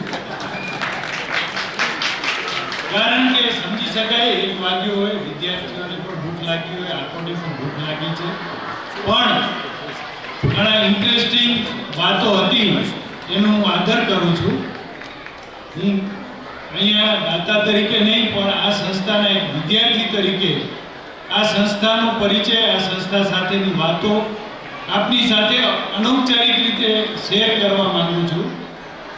1942માં જ્યારે સેકન્ડ વર્લ્ડ વોર ચાલતું હતું ત્યારે માળિયાના શેઠ શ્રી અમૃતલાલ જાદવજીભાઈની દીર્ઘદ્રષ્ટિ અને આપણા કાંતિ વિજયજી મહારાજ સાહેબ કે જે પંજાબ કેસરી વિજય વલ્લભ સુરીશ્વરજીના પ્રેરણાથી 82 વર્ષ પહેલા આ કટારિયાની અંદર બોર્ડિંગ અને વિદ્યાલયની સ્થાપના થઈ અને આ કટારિયાનું નામ વલ્લભપુરી કટારિયા પડ્યું. જે વિજય વલ્લભ સુરી કે જેમણે 108 વર્ષ પહેલા એમની પ્રેરણાથી મહાવીરજી વિદ્યાલયની સ્થાપના થઈ અને જેનો હું વિદ્યાર્થી છું અને હાલમાં માનદ મંત્રી છું, એનું મને ગર્વ છે, ગૌરવ છે. અને અત્યારે નિલેશભાઈ ગાંધી બેઠા છે, એ પણ મારા મહાવીરજી વિદ્યાલયની અંદર સાથી કાર્યકર છે અને અમે પણ એક જ સંસ્થાના વિદ્યાર્થી છીએ. પછી હમણાં ગયા અઠવાડિયે લગ્નમાં શેઠ શ્રી અમૃતલાલભાઈ જાદવજીના પુત્ર શ્રી રમેશભાઈ આરે મહેતા એક લગ્ન પ્રસંગમાં મળ્યા. એ હાઈકોર્ટના જજ અત્યારે રિટાયર્ડ છે. એમને મેં વાત કરી કે કટારિયા ફંક્શન છે, આપ પધારો. એમનું નામ પણ કાર્ડમાં છપાયેલું છે. એમણે કીધું કે હું આવી નહીં શકું, પણ મેં કીધું મને એ વાત કરો કે પિતાશ્રીએ કેટલા વર્ષ આ સંસ્થાને સેવા આપી. તો 1942 થી 1970 સુધી જીવ્યા ત્યાં સુધી અમૃતલાલ જાદવજી શેઠે આ સંસ્થાને સેવા આપી. એ જ રીતે મારા પિતાશ્રી 1955માં આ સંસ્થાના વિદ્યાર્થી, એ પણ મને અમૃતલાલ જાદવજી વિશે ખૂબ વાત કરતા. તમને એક જાણવા જેવી વાત છે કે અત્યારે આ વિસ્તાર થોડો ડેવલપ થયો. એ જમાનામાં આ આગળ વગડો હતું, બહુ કઠિન વિસ્તાર હતો. અમૃતલાલ જાદવજી શેઠ આ એરિયાની અંદર ટ્રસ્ટી તો હતા પણ સાથે રિવોલ્વર રાખતા, ત્યારે અહીંયા પ્રોટેક્શન મળતું. આ મારા પિતાશ્રીને કહેલી વાત અને અત્યારે હું જ્યારે ભણતો ત્યારે આ મારા મામા પ્રભુ મામા બેઠા છે, એમના સહકારથી જ હું અહીંયા 3 વર્ષ ટક્યો. એ અમૃતલાલ જાદવજી શેઠ રાત્રે નીકળ્યા અને અંધારામાં એમને લાગ્યું કે કોઈક આવ્યું છે અને ભૂલથી એમને ગોળીબાર કર્યો અને એ નિર્દોષ રીતે પ્રભુલાલ મામાના પિતા શ્રી ધારસી બાપાને ગોળી વાગી. એ ધારસી બાપાને પણ મેં જોયેલા છે, એ મારા નાના થાય. એટલે આ એ સંસ્થા અને એ કાર્યકરો અને એ જમાનાની આ વાત છે. ત્યાર પછી એ 1982 ની અંદર જ્યારે આ વિદ્યાલયનું ભૂમિપૂજન થયું ત્યારે આ રાજુભાઈ કુબડીયાએ ફોટો મોકલ્યો, એમાં મારા પિતાશ્રીની તસવીર મોકલી અમને. એટલે એ ભૂમિપૂજનની અંદર પણ અમારા વડીલોનો હાજરી અને યોગદાન કાર્યકરની રીતે હતું, એનું મને ખૂબ ગૌરવ છે. એ જ રીતે મારા સસરા સ્વરૂપચંદભાઈ જ્યારે હું અહીંયા ભણતો ત્યારે એ સંસ્થાના સેક્રેટરી હતા, પછી કદાચ પ્રમુખ પણ બન્યા. આમ અમારા વડીલો આ સંસ્થાઓની અંદર ખૂબ યોગદાન આપતા અને સામાજિક કાર્ય કરતા. એ બધી વસ્તુ જોઈ એ જ રીતે ધીરુભાઈ, અરુણભાઈ અત્યારે ગાંધીધામની એજ્યુકેશન સોસાયટીમાં છે, સુરેશભાઈ અત્યારે પ્રમુખ તરીકે છે. આ બધા વડીલોના સંસ્કારોના હિસાબે મને પણ જે જોવા મળ્યું, જાણવા મળ્યું, હું આ સંસ્થાની અંદર 74માં 8મા ધોરણમાં 50 વર્ષ પહેલા દાખલ થયેલો. 50 વર્ષ પહેલાની સાથે મારા સાથે સહઅધ્યાયી ભરત પટવા, ભરત વોરા, સતીશ વોરા, આ સ્ટેજ ઉપર બેઠેલા મલ્લા પ્રાગા, મુકેશ પટેલ. હવે 50 વર્ષ પહેલાની મેમરી કેવી હોય? સ્ટેજ ઉપર અમે 50 વર્ષ પહેલા જે નાટક ભજવ્યું હતું તો એને યાદ હતું ને એને એ ડાયલોગ મને યાદ કરાયો. એ ડાયલોગથી જ મુકેશ આખી જિંદગી જીવ્યો છું હું. એ ડાયલોગ એ વખતનો મારો એ ડાયલોગ હતો, દુનિયા ઝુકતી હૈ ઝુકાને વાલે ચાહીએ. એ ડાયલોગ શીખી અને 50 વર્ષમાં જે કંઈ સફળતા મળી એ સફળતાનું પહેલું અર્પણ મેં અમારી માતૃ સંસ્થાને કરવા પ્રયત્ન કર્યો. એટલે અમદાવાદની અંદર આ લોકોએ આ પ્રોજેક્ટનું પ્રેઝન્ટેશન કર્યું અને દાતા, બહુમાન એ બધી વાતો તો અલગ છે, એને લાયક છીએ કે નહીં એ ખબર નથી. પણ એક સહજ રીતે કે આપણે જે સંસ્થાની અંદર આપણો પાયો નખાયો, જ્યારે આપણને કોઈ સંઘરવા તૈયાર નહોતું ત્યારે આ સંસ્થાએ ઓટલો આપ્યો, રોટલો આપ્યો, નોલેજ આપ્યું. એ વખતે બી અમારા જાડેજા સાહેબ હતા ગ્રુપની જેમ અત્યારે જાડેજા સાહેબ છે, પ્રદ્યુમનસિંહ જાડેજા, બહુ સ્ટ્રીક હતા. અને આ સ્કૂલનું સંચાલન એ વખતે આચાર્ય ડીપી શાહ, એક માતબર નામ, ખૂબ ગૌરવ છે એવું નામ. એટલે આ સંસ્થાને ઘણા લોકોએ સિંચન કર્યું છે. અમૃતલાલ એડી મહેતા, અમૃતલાલ ગોરદાન, લોધરીશ્રી, એટલે ઘણાના નામો લઈ શકાય. પણ આ જે કંઈ નવી ટીમે જે કંઈ આયોજન કર્યું એ આયોજન ખૂબ ઇમ્પ્રેસિવ હતું અને એની અંદર મને રસ પડ્યો. મેં એમને રિક્વેસ્ટ કરી કે મને આની અંદર લાભ આપો અને એ બધાની ઉદારતા કે મને ત્વરિત રીતે અમારા પરિવારને લાભ આપ્યો. અને એ કાર્યકરોની આ દ્રષ્ટિના હિસાબે આજે મને એવું લાગે છે કે મારી લક્ષ્મીને, અમારા પરિવારની લક્ષ્મીને ખૂબ યોગ્ય જગ્યા, યોગ્ય એડ્રેસ મળ્યું. મિત્રો, મારા મધર રવ ગામના મારા મામા અહીંયા બેઠેલા છે, બાબુભાઈ પણ અહીંયા બેઠેલા છે. એ જમાનાની અંદર બહુ સ્કૂલ કે એવી છોકરીઓને ભણવાની વ્યવસ્થા નથી. મારા મધર અભણ, પણ મારા મધરે 6 દીકરાઓને ભણાવ્યા અને એના ઋણ સ્વરૂપે મેં આ વિદ્યાલયની અંદર નામ મારા મધરનું ચંચળબા વિદ્યાલય નામ આપવા માટેનું નક્કી કર્યું છે. કે એક મધર અભણ હતા પણ એમની ગણતરી અને એના હિસાબે અમને સૌને ભણાવ્યા અને અમે આજે એના માટે સક્ષમ થયા. મિત્રો, મને ખૂબ આનંદ એ વાતનો છે કે આજનો આ પ્રસંગ મારા માટે ત્રિવેણી સંગમ રૂપ છે. વાગડ એ મારી માતૃભૂમિ છે, એટલે હું આજે માતૃભૂમિમાં છું. કટારીયા વિદ્યાલય એ મારી માતૃ સંસ્થા છે, તો હું આજે મારી માતૃ સંસ્થાના ખોળે છું. અને ત્રીજું ત્રિવેણી સંગમ એ છે કે હું મારા આ વિદ્યાલયનું મુખ્ય નામ કરી રહ્યો છું. એટલે આ ત્રિવેણી સંગમની ચાક આપવા માટે હું સ્ટેજ ઉપર બેઠેલા કાર્યકરોનો ખૂબ આભાર માનું છું. મિત્રો, એમણે જે કામ ઉપાડ્યું છે એ એક દ્રષ્ટિએ કઠિન છે કે આવા દુર્ગમ વિસ્તારની અંદર આવું કામ કરવું, કામ પાર પાડવું અને પછી સંચાલન કરવું એ કોઈ નાની વાત નથી. કારણ કે હું પણ કાર્યકર તરીકે અનેક સંસ્થાઓ સાથે જોડાયેલો છું. અત્યારે અહીંયા દિવ્યાંગભાઈ છે તો એમની સાથે જીતમાં, ગિરીશભાઈ છે તો એમની સાથે સમસ્ત મહાજનમાં, એમ જીતની અંદર, જીતોની અંદર.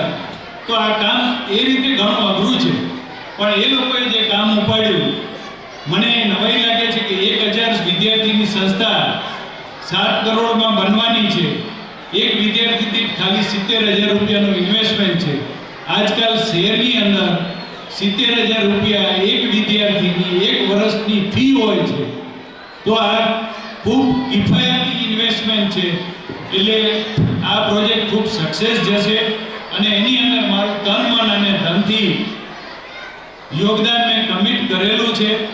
મેં એ વખતે પણ કીધું હતું કે હું મારા મિત્રો પાસેથી CSRમાંથી બનતું ફંડ લાવી આપીશ અને મારી જવાબદારી જેટલી વહેલી પૂરી થાય એવા મારા પ્રયત્નના ભાગરૂપે આ બ્રોશર અઠવાડિયા પહેલાં મારી પાસે આવ્યું અને એમાંથી જે કંઈ મારો પ્રયત્ન થયો એની હું વાત તમને રિક્વેસ્ટ કરું છું કે એક 3 લાખ રૂપિયા મારા સ્વર્ગસ્થ સિસ્ટર સુશીલાબેન એના નામે હું યોગદાન જાહેર કરું છું. તે ઉપરાંત મારા મિત્ર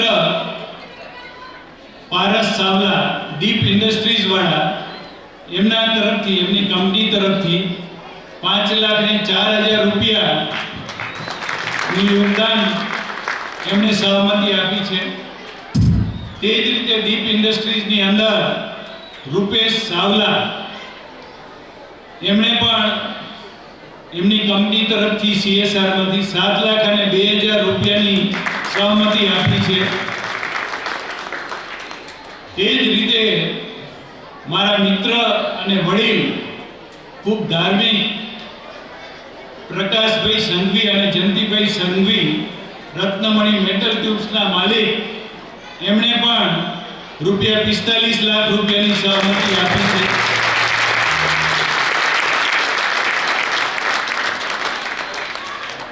હજુ મારા પ્રયત્નો ચાલુ છે.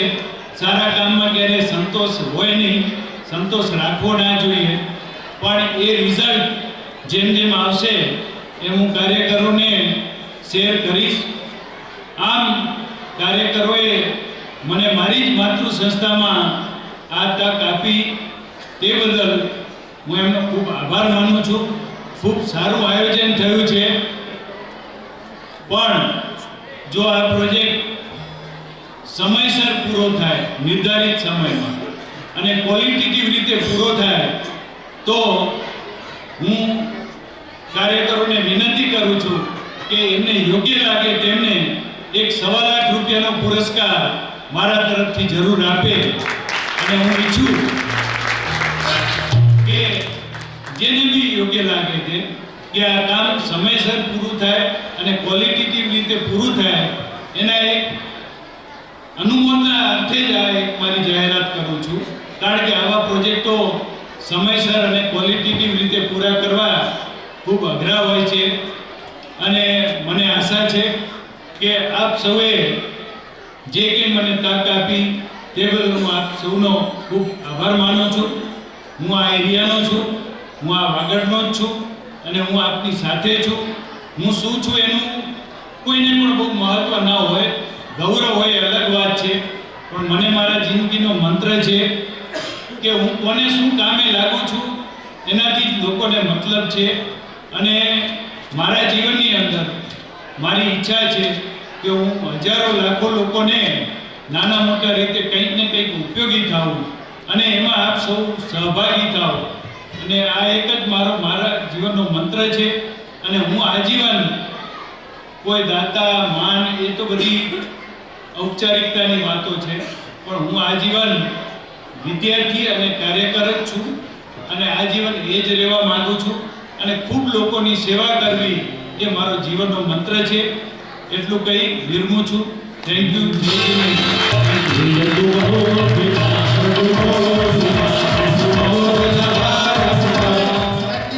સમયની મર્યાદા છે. 2,07,000 રૂપિયા જમણાબેન લક્ષ્મણભાઈ ગામી તથા માતૃશ્રી જમણાબેન જીવણભાઈ ગામી પરિવાર તરફથી 2,07,000 રૂપિયા. એવી રીતે 2,07,000 રૂપિયા 2,07,000 રૂપિયા શ્રીમતી મીઠીબેન ગણેશાભાઈ વાવિયા પરિવાર તેમના સુપુત્રો રમેશભાઈ અને અનિલભાઈ તરફથી. 1,08,000 રૂપિયા જૂના કટારીયા રમજાનભાઈ સુલતાનભાઈ રાવમા તરફથી. ખૂબ ખૂબ અનુમોદના. હવે આપણે આ કાર્યક્રમને આગળ વધારતા દિવ્યેશભાઈ બોલી પરિવારમાંથી કોઈ તો દિવ્યેશભાઈ પધારો. જૈન બોલિંગ ફેડરેશન જેને આપણે અંગ્રેજી માધ્યમ ચાલુ કરવા માટે આપણું ગુજરાતી માધ્યમ અહીંયા ચાલુ થશે, પછી જે જૂની જે સ્કૂલ ખાલી થશે તેને બહુ સારી રીતે રિનોવેશન કરી અને ઇંગ્લિશ મીડિયમ ચાલુ કરવા માટે 5 વર્ષ સુધી હું માતબર યોગદાનની જાહેરાત કરી છે એવા જૈન બોલિંગ ફાઉન્ડેશનના શ્રી દિવ્યેશભાઈ. આપણને બધાને આજે ભૂખ લાગી છે, બધું છે, પણ ઉત્સાહ આનંદ એવો છે 15 મિનિટ આગળ પાછળ કરીને આપણે કાર્યક્રમને પૂર્ણાહુતિ તરફ લઈ જઈ રહ્યા છીએ. પ્રણામ. આવેલા મહેમાનોને અને ખાસ કરીને હસમુખભાઈને ખૂબ સરસ મજાનું યોગદાન એમણે આપેલું છે. એ તન મન અને ધનથી આપી જ રહ્યા છે. જોકે અને ખાસ વાત કરવી છે બોર્ડિંગ પ્રોજેક્ટ માટેની વાત કરવી છે કે આ જે બોર્ડિંગ પ્રોજેક્ટ જે ચાલુ થયો છે એનું મેઇન જે ઉદ્ભવ સ્થાન છે એ ગિરીશભાઈ છે. ગિરીશભાઈએ 2010માં 68 બોર્ડિંગોનો સર્વે કર્યો હતો અને એમના જે સર્વે પ્રમાણે ઘણી બધી બોર્ડિંગો એટલે કદાચ 10% બોર્ડિંગો ચાલુ હતી અને બાકી બધી બોર્ડિંગો બંધ હતી. અને આપણી જે સંસ્થાઓ જે બંધ થઈ છે અને એની વેલ્યુએશન હમણાં આજની તારીખમાં ગણવા જઈએ તો 10,000 કરોડની નોન પરફોર્મિંગ એસેટ્સ છે. એટલે એ મોટી એમાઉન્ટ છે 10,000 કરોડની નોન પરફોર્મિંગ એસેટ્સ. અને એનું જે કામ અમે હાથમાં લીધું છે કે એક જગ્યાએ મોટી રિક્વાયરમેન્ટ છે. 2015ના જે સર્વે પ્રમાણે માઇનોરિટી કમિશનરને સબમિટ કર્યો હતો એ પ્રમાણે 50 લાખની વસ્તી બતાવવામાં આવી હતી. એમાં 18% આપણા જૈનના બિલો પોવર્ટી લાઈન હતા. એટલે 9 લાખ વ્યક્તિઓ અને 2 લાખ છોકરાઓ. 2 લાખ છોકરાઓ આપણા જૈનના છે એ આપણા નજરમાં જ નથી કે એ લોકોની શું પરિસ્થિતિ છે. એટલે એક જગ્યાએ આ મોટી રિક્વાયરમેન્ટ છે કે જે લોકોને ભણવા માટેની જગ્યાઓ નથી. અને હમણાંના જે લેટેસ્ટ સર્વે પ્રમાણે જાણવા મળ્યું છે કે 170 બોર્ડિંગો જેટલી ખાલી ગુજરાતમાં બોર્ડિંગો છે કે જે નોન પરફોર્મિંગ એસેટ્સ તરફ જઈ રહી છે. એટલે એમાં કચ્છે આ પેલું જે જૈન બોર્ડિંગ ફેડરેશનનું સ્થાપના થઈ એ 12 મે થઈ છે 2024ના દિવસે. અને આ જૈન બોર્ડિંગ ફેડરેશનનું આ પહેલું કામ છે જે કચ્છમાં થઈ રહ્યું છે, જેમાં આપણે આર્થિક યોગદાન આપી અને કચ્છના લોકોએ જે આ પેલું ઝડપ્યું છે અને તરત ને તરત રાજેશભાઈએ આ વસ્તુને ઉપાડી લીધી અને કીધું કે અમે અહીંયાથી કટારિયાથી કામ ચાલુ કરીએ છીએ. અને આ કટારિયા ગામે અમારું જૈન બોર્ડિંગ ફેડરેશનમાં પહેલું કામ ચાલુ થઈ ગયું છે. અને જે બધી 170 જેટલી બોર્ડિંગો છે અને 10,000 કરોડની નોન પરફોર્મિંગ એસેટ્સ છે, એની સામે જે 2 લાખ છોકરાઓ જે અંડર પ્રિવિલેજ છે એમાં એ લોકોને ખરેખર ભણવા માટેની સગવડો જરાય અવેલેબલ નથી. અને કદાચ આપણે 170 બોર્ડિંગો ચાલુ કરશું તો એ આપણે આ 2 લાખ છોકરાઓને પૂરું નહીં પાડી શકીએ. એટલે કામ ઘણું મોટું છે અને આપણે કચ્છથી અહીંયાથી આપણે ચાલુ કરી રહ્યા છીએ. એટલે બધા લોકોનો સાથ સહકાર આગળ પણ ખૂબ જરૂરી છે. તો ખાસ સહકાર આપવા વિનંતી. Thank you very much. ખૂબ ખૂબ આભાર દિવ્યેશભાઈ. હવે આપણે લેવા પટેલ સમાજમાંથી મુકેશભાઈ હતું પણ તેમને સમયને જોતા સમયના ગોવિંદભાઈ અખાઈભાઈ ગામી જૂના કટારિયાના, જે અત્યારે મુંબઈની અંદર ઇમ્પિરિયલ ઇલેક્ટ્રિક્સ કરીને ખૂબ સારી મુંબઈ અને ચાઇનામાં ફેક્ટરી ધરાવે છે, એલઈડી લાઇટથી લઈને બધું જ મેન્યુફેક્ચરિંગ કરે છે. એમને કીધું કે સાહેબ હું ઇલેક્ટ્રિકનું કામ શીખ્યો તો ડીપી સાહેબ અને કટારિયામાં લાઇટ નવી આવી અને ત્યારે મને કામ સોંપ્યું કે આ વાયરમેનની સાથે રહીને કામ કરવાનું છે. ત્યારે હું ઇલેક્ટ્રિક કામ શીખ્યો. એટલે નવા સંકુલની અંદર જે કોઈ પણ લાઇટને લગતી તમામ બાબતો, એલઈડી લાઇટ, ટ્યુબલાઇટ, સ્વિચ થી લઈને તમામ બાબતો જે પણ જોશે એ તમામ સંસાધનોનો સહયોગ ડોઈભાઈ અખાઈભાઈ ગામી તરફથી 40,000 હવે બિલ્ડિંગ હોય એવા જે સંસાધનો હોય ખૂબ મોટા લાગે, આ આર્થિક રીતે ખૂબ મોટો પુરસ્કાર થાય તેમની આપણે ખૂબ ખૂબ અનુમોદના. સાથે સાથે ચિઠ્ઠી આવી છે રાજીબેન માનાભાઈ ગોઠી 3,06,000 રૂપિયા. હવે આપણે આ કાર્યક્રમને પૂર્ણાહુતિ તરફ આપણા મેનેજિંગ ટ્રસ્ટી શ્રી દક્ષેશભાઈ સંઘવી, તેમના વિશે સાહેબે હવે સમય છે સાહેબે એટલી બધી શાયરી હોય. જીવન જીવી કાગળ ઉપર ઉતારું છું, પછી થોડું ઘણું એને મઠારું છું. જીવન જીવી કાગળ ઉપર ઉતારું છું, પછી એને થોડું ઘણું મઠારું છું. થોડો અલગ છું બધાથી, કેમ કે લોકો વિચારીને જીવે છે અને હું જીવીને વિચારું છું. એવું વ્યક્તિત્વ દક્ષેશભાઈ સંઘવી. સોરી, અને સમય જાય છે પણ છતાં એક વાત કહેતા રહી નથી શકતો. જ્યારે સંસ્થાનું પ્રથમ ખાતમુહૂર્ત થયું 14 એપ્રિલ 1942 ના દિવસે, ત્યારે આમના પરદાદા શ્રી મટનજી ફૂલચંદભાઈ સંઘવી એ ત્યારે હાજર હતા. આજે 84 વર્ષ પછી જ્યારે બીજું અહીંયા એક ભૂમિપૂજન થઈ રહ્યું છે ત્યારે એમના પૌત્ર હાજર છે. એ પણ બહુ મહત્વની વાત છે. ત્યારે પણ પ્રમુખ શ્રી સાતલપુરના હતા, આજે પણ પ્રમુખ શ્રી સાતલપુરના છે.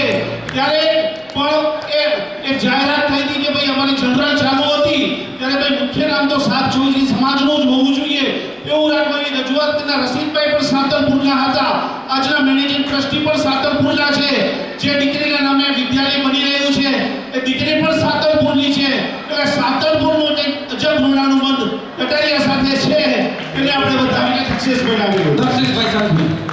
શ્રી હનુમાનજી બોડી અને વિદ્યાલયના સર્વે પદાધિકારો, મંચસ્થ મહાનુભાવો, પધારેલા આપ સર્વેને મારા પ્રણામ વંદન. 82 વર્ષની વડલાસમ સંસ્થા જેને તડકાઓ વેઠી કેટલાય પરિવારોના જીવનમાં શીતળતા બક્ષવાનું કામ કર્યું છે એવી શ્રી વર્ધમાનજી બોડી અને વિદ્યાલયને વંદના કરું છું.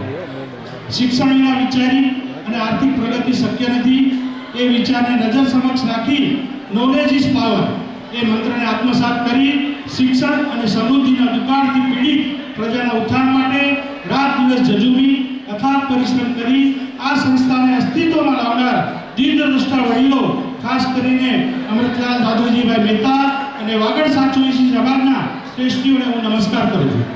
મારા માટે અત્યંત આનંદની લાગણી એ છે કે આ સંસ્થા ઉદ્ઘાટન અને પ્રથમ પ્રમુખશ્રી તરીકેની જવાબદારી મારા પૂર્વજોએ સંભાળી છે અને પરદાદાઓએ રોપેલા છોડને વધુ સિંચિત કરી વિકસિત કરવાની મેનેજિંગ ટ્રસ્ટી તરીકેની જવાબદારી મારા શિરે આવી છે એ મારા માટે પરમ સૌભાગ્યની વિના છે. 82 વર્ષની લાંબી મંજલમાં કેટલાય અવરોધો આવ્યા હશે, પણ એ અવરોધોને અવસરમાં રૂપાંતરિત કરનાર કેટલાય સેવાના વેગધારીઓ, શિક્ષણ પ્રેમીઓને હું અભિનંદું છું. વર્તમાનમાં શ્રી વર્ધમાનજી બોડી અને વિદ્યાલયમાં અત્યારે માત્ર જૂના કટારિયા ગામના જ નહીં પરંતુ આજુબાજુના લગભગ 30 ગામના વિદ્યાર્થીઓ પોતાની જ્ઞાન પીપાસા છીપાવવા આવે છે. 18 આલમના વિદ્યાર્થીઓ આવે છે. અભ્યાસ કરતા બાળકોની સંખ્યા 900 જેટલી છે, જે અતિ આનંદ અને ઉત્તમની વાત છે. ગ્રામ વિસ્તારમાંથી સ્થિત શાળાની સંખ્યા માત્ર સારું શિક્ષણ જ નહીં પરંતુ ઉચ્ચતમ કેળવણી અને જીવન ઘડતર કરી રહી છે એનું પ્રમાણ છે. પ્રતિબિંબ છે 26 જાન્યુઆરી 2001ના ગોજારા ભૂકંપે સમગ્ર કચ્છને તહસ-નહસ કર્યું ત્યારે આપણી વિદ્યાલયને પણ ખાસું નુકસાન થયેલું અને તેથી વિદ્યાલયના નવા મકાન જરૂર ઊભી થઈ.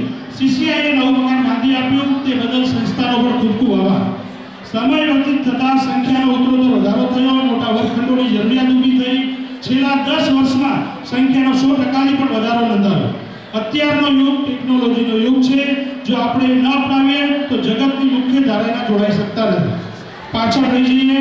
એ ન બને અને શહેરો જેવી સુવિધા અપગ્રેડેશન આપી શકીએ એ માટે ડિજિટલ વર્ગખંડો અને આધુનિક ઇન્ટરનેટ સેવાના લાભથી બાળકોને સમૃદ્ધ કરવા માત્ર નવી જ નહીં, માત્ર સ્પેશિયસ નહીં, પણ આધુનિક વિદ્યાલય બનાવવાનું એક સ્વપ્ન અમો સૌ પદાધિકારીઓએ કર્મયોગીઓએ જોયું છે અને એ દિલાવરી સાકાર કરવા થઈ ગયું છે. એનો અમે ખૂબ ખૂબ રાજીપો છે. બંધ આંખે જોયેલા સપના સવાર થકી ઝાકળની જેમ અદ્રશ્ય થઈ જાય છે, પરંતુ નૂતન આધુનિક વિદ્યાલયનું સ્વપ્ન અમે ખુલ્લી આંખે જોયું છે. અમે તેથી એની પાછળ જી જાન લગાવીને વહેલામાં વહેલી તકે લોકાર્પણ થશે એની આ તબક્કે હું ખાતરી આપું છું. એ અનુસંધાને આજે પ્રથમ ચરણ રૂપે શિલાન્યાસ થઈ ગયો અને આપ સૌ એના સાક્ષી બન્યા છો, માટે આપને અંતર્મન અભિનંદન આપું છું. આ વિદ્યાલયને મૂર્તિમંત કરવા ઉદારદી દાતા શ્રી અશોકભાઈ ગણેચા પરિવારને હાર્દિક અભિનંદન આપું છું અને એમણે પણ ભૂતપૂર્વ વિદ્યાર્થીના નાતે આ દાનને એક કિંચિત ઋણમુક્તિનો અવસર માન્યો છે. એ પરમ સૌભાગ્યની વાત છે. આ સંસ્થામાં અત્યાર સુધી 10,000થી વધારે વિદ્યાર્થીઓ પોતાનું જીવતર ઘડતર કર્યું છે. ખૂબ સારી રીતે જીવનમાં દરેક ક્ષેત્રમાં સેટલ થયા છે. એ સૌને પણ મારી નમ્ર અપીલ છે કે આ વિદ્યાલયમાં તન મન ધનથી સહયોગ આપી ઋણ મુક્તિનો પ્રયાસ કરજો. મારી સમગ્ર ટીમ, ટ્રસ્ટ મંડળ, સલાહકારશ્રી, પ્રમુખશ્રી તથા કાર્યવાહક સમિતિ, સ્થાનિક સમિતિઓ, જૂના કટારીના ગામજનો, આજુબાજુ વિસ્તારના શિક્ષણ પ્રેમીઓ, વાલીઓ, નિષ્ઠાવાન સ્ટાફ અને ખાસ સેનાપતિ શ્રી જાડેજા સાહેબ અને વિદ્યાલય મંત્રી અને વિદ્યાલય સમિતિ જેની પ્રપોઝલ ઉપર અમે સૌએ વિચારણા કરી છે એવા વિદ્યાલય મંત્રી શ્રી રાજેશભાઈ કુંવડિયા, તમામને મારા દિલથી અભિનંદન, આભાર. મારા કાર્યક્રમમાં એક નવું નજરાણું ભેટ આપવાનું સૌભાગ્ય મને એ મારા જીવનની મહત્વની યાદગાર ઘટના રહેશે. આવો સૌ સાથે મળીને એક ઉત્કૃષ્ટ બેનમૂન વિદ્યાર્થી બનાવીએ, વિદ્યાલય બનાવીએ, શિક્ષણને કેળવણીમાં પરિવર્તન કરીએ. આ સંસ્થાનો વિદ્યાર્થી ખૂબ પ્રગતિ કરે, ક્યાંય પાછળ ન રહે અને એવડો બનાવે એવા શુભાશીષ અસ્તુ. જય હિન્દ, જય ભારત. સોશિયલ મીડિયાના પેજ ઉપર પ્રદર્શિત કરીશું. અશોકભાઈ પરબતભાઈ રાવરિયા 31,500 રૂપિયા જૂના કટારિયા, ખૂબ ખૂબ આભાર. બીજી અનેક ચિઠ્ઠીઓ છે પણ સંસ્થાના સોશિયલ મીડિયાના પેજ ઉપર આપણે એને જરૂરથી પ્રદર્શિત કરીશું. સાથે આપણે મહેશભાઈ, પછી કાંતિભાઈ, બધાનો શુભેચ્છા સંદેશ જરૂર લેવાનો હતો પણ સમયના અભાવે તેમની શુભેચ્છાઓ લઈએ છીએ. ખૂબ ખૂબ આભાર. હવે કાર્યક્રમને આપણે પૂર્ણાહુતિ કરવા લઈએ છીએ. સંસ્થાના લોકલાડીલા પ્રમુખ શ્રી સુરેશભાઈ વારૈયાને આમંત્રણ આપીશ કે તેઓ સ્ટેજ પર આવી અને પોતાની લાગણીઓને અભિવ્યક્ત કરશે.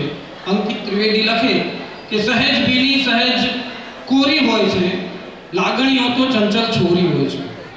સહેજ કોરી હોય છે, લાગણીઓ તો ચંચલ છોરી હોય છે રંગીન પતંગો બધાની પાસે, હોય છે રંગીન પતંગો બધાની પાસે, પણ બહુ ઓછા પાસે સ્નેહની ડોરી હોય છે.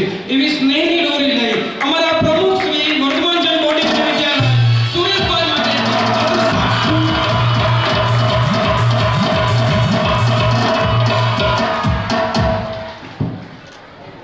સર્વે તીર્થંકરોને નમસ્કાર. શ્રી પદ્મજીત હીર કનક દેવેન્દ્ર કંચન કલાપૂર્ણ કલાપ્રદ સુરેશ્વરજી ગુરુ ભગવંતોના ચરણોમાં નતમસ્તકે વંદન. પરમ પૂજ્ય આચાર્ય ભગવાન ગચ્છાધિપતિ શ્રી કલ્પતરુ સુરેશ્વરજી મહારાજ સાહેબના ચરણોમાં નતમસ્તકે વંદન. જેમના આશીર્વાદોથી હું સમજુ છું સમયની ખૂબ પાબંદી આવી ગઈ છે. હું અંતિમ છું. મારા પછી આભાર વિધિ વાળા છે. કદાચ 2-5 મિનિટ વધારે લેવાઈ જાય. ગચ્છાધિપતિ આચાર્ય ભગવાન શ્રી કલ્પતરુ સુરેશ્વરજી મહારાજ સાહેબના એવા આશીર્વાદો લઈને અમે લોકો, અમારી આખી ટીમ એ આશીર્વાદના આધારે આગળ વધવાના પ્રયત્નથી અને આજ આપ સૌ જોઈ શકો છો આ સન્માનનીય સ્ટેજ જેના ઉપર બિરાજમાન છે, એવા વ્યક્તિઓ બિરાજમાન છે જેના વિશે જ્યારે બોલવાનું હોય ને તો મન થાય કે કલાકો સુધી બોલી શકીએ. કેશુભાઈ સ્વાભાવિક છે. હું તો કાલે જ એમના સાથે મને લાગે છે કે મેં 1 મિનિટ વાત કરી હશે. એમનો અહીં ન પહોંચી શકે એવો સંદેશો અને અહીં પહોંચે એના માટે આપણી વિનંતી. અને આપણા ભરતભાઈ પટવા 1 સેકન્ડમાં ફોનની અંદર એમણે કીધું કે એમને કયો એ સ્ટેશન ઉપર પધારે, એમના માટેની જગ્યા છે, એ કટારિયા આવી શકશે. અને એમને બીજા જ સેકન્ડે એમ કીધું એવા આ શ્રેષ્ઠી શ્રી કે સારું હું આવું છું. એટલા સહેજ ભાવે આપણા સાથે વાત થઈ શકે છે. આવા શ્રેષ્ઠીઓ જ્યારે બિરાજમાન હોય, મિર્ઝા સાહેબ કાલ રાતના આવી ગયા છે સાહેબ, આપણે વિચારી ન શકીએ એટલા બધા વ્યસ્ત સમયની અંદર ગાંધીનગરથી નીકળી આપણા વચ્ચે એ બિરાજમાન હોય અને આપણને સહેજ ભાવે કે શિક્ષણનું કાર્ય છે, ખૂબ હર્ષભેર આપણે કાર્યને ભેગા થઈને ઉપાડશું. અને આપણને બધી જ હિંમત આ સ્ટેજ ઉપરથી અને ફોન ઉપર અને વાત કરતા હોઈએ ત્યારે આપતા હોય એવા સન્માનીય પંકજભાઈ તો હું બહુ સારો નજદીક મારા જીવનના ખૂબ એવા સમયની અંદર ખૂબ એમનો આનંદ મળ્યો છે મને.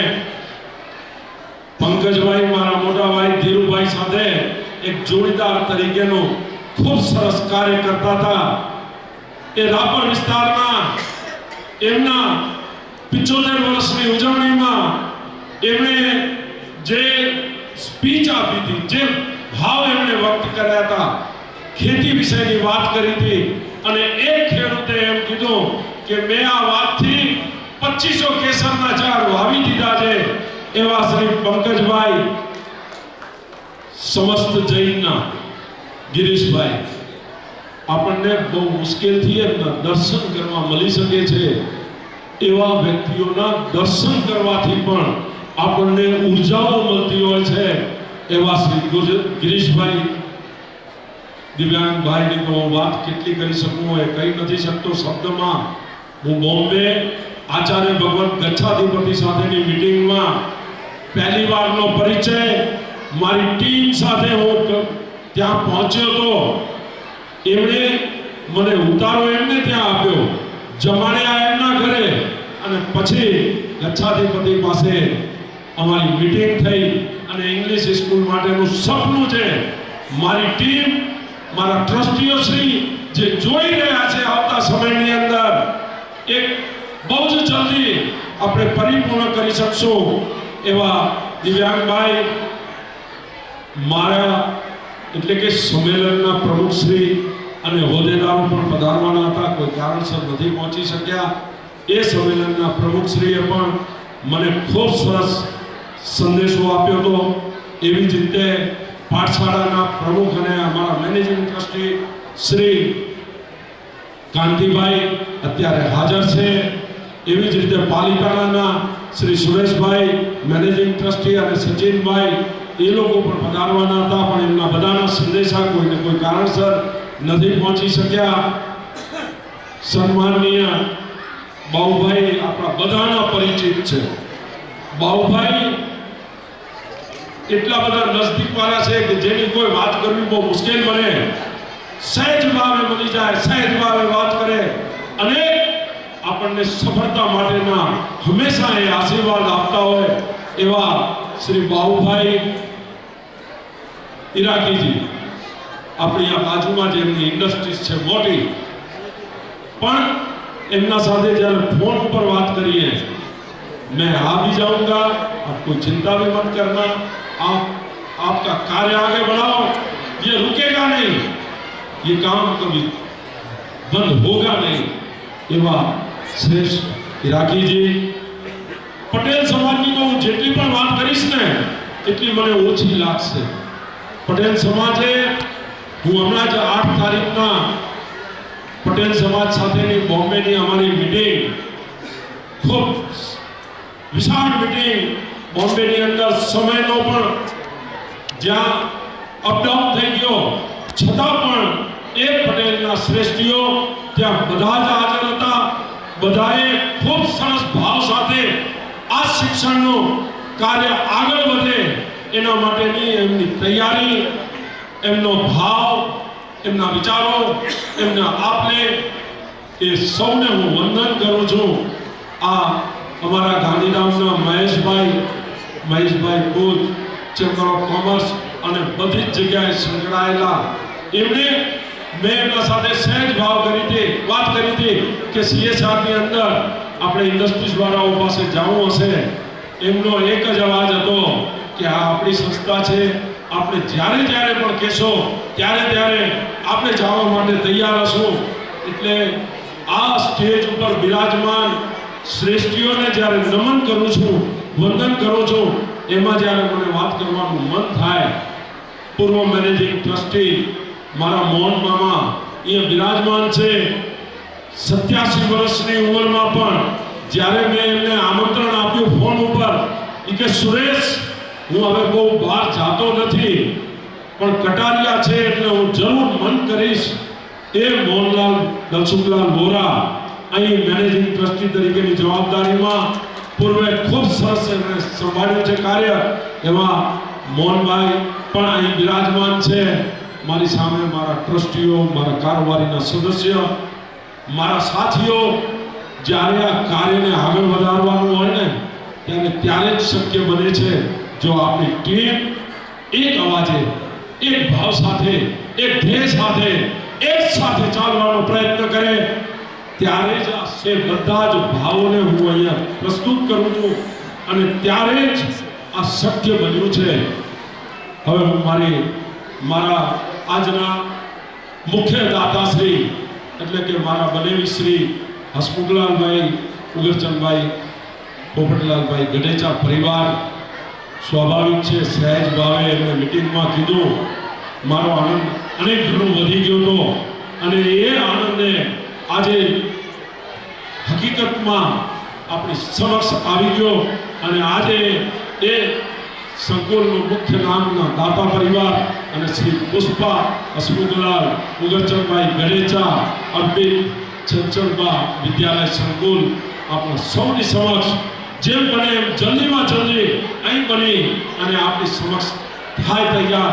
એ જ ભાવ સાથે મને તો ઘણું બધું, કારણ કે ભૂતપૂર્વ વિદ્યાર્થીઓ જ્યારે એકબીજાને મળે છે ને ત્યારે એમની જૂની વાતોને યાદ કરે છે, વાગોળે છે, ત્યારે એમ લાગે છે કે એ જૂની વાતોમાં એમના જીવનનો ખૂબ મોટો ઉત્સાહ સમાયેલો છે.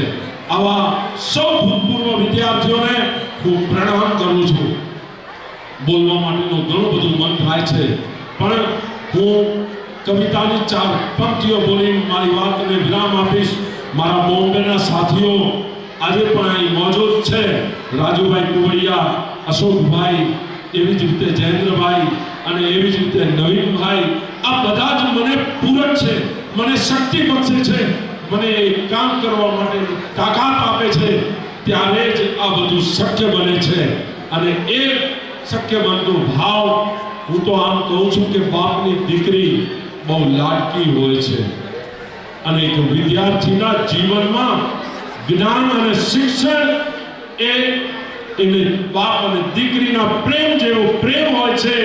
અને ત્યારે એમ કહેવાય છે કે દીકરી બાપની બહુ જો લાડકી હોય અને એક વિદ્યાર્થી એના જ્ઞાન અને શિક્ષણમાં જ્યારે આગળ વધતો હોય ત્યારે આ શબ્દોને હું જોડવા માટેના પ્રયત્ન કરી આપની પાસેથી હું મારું વક્તવ્ય પૂરું કરવાના પ્રયત્ન કરીશ.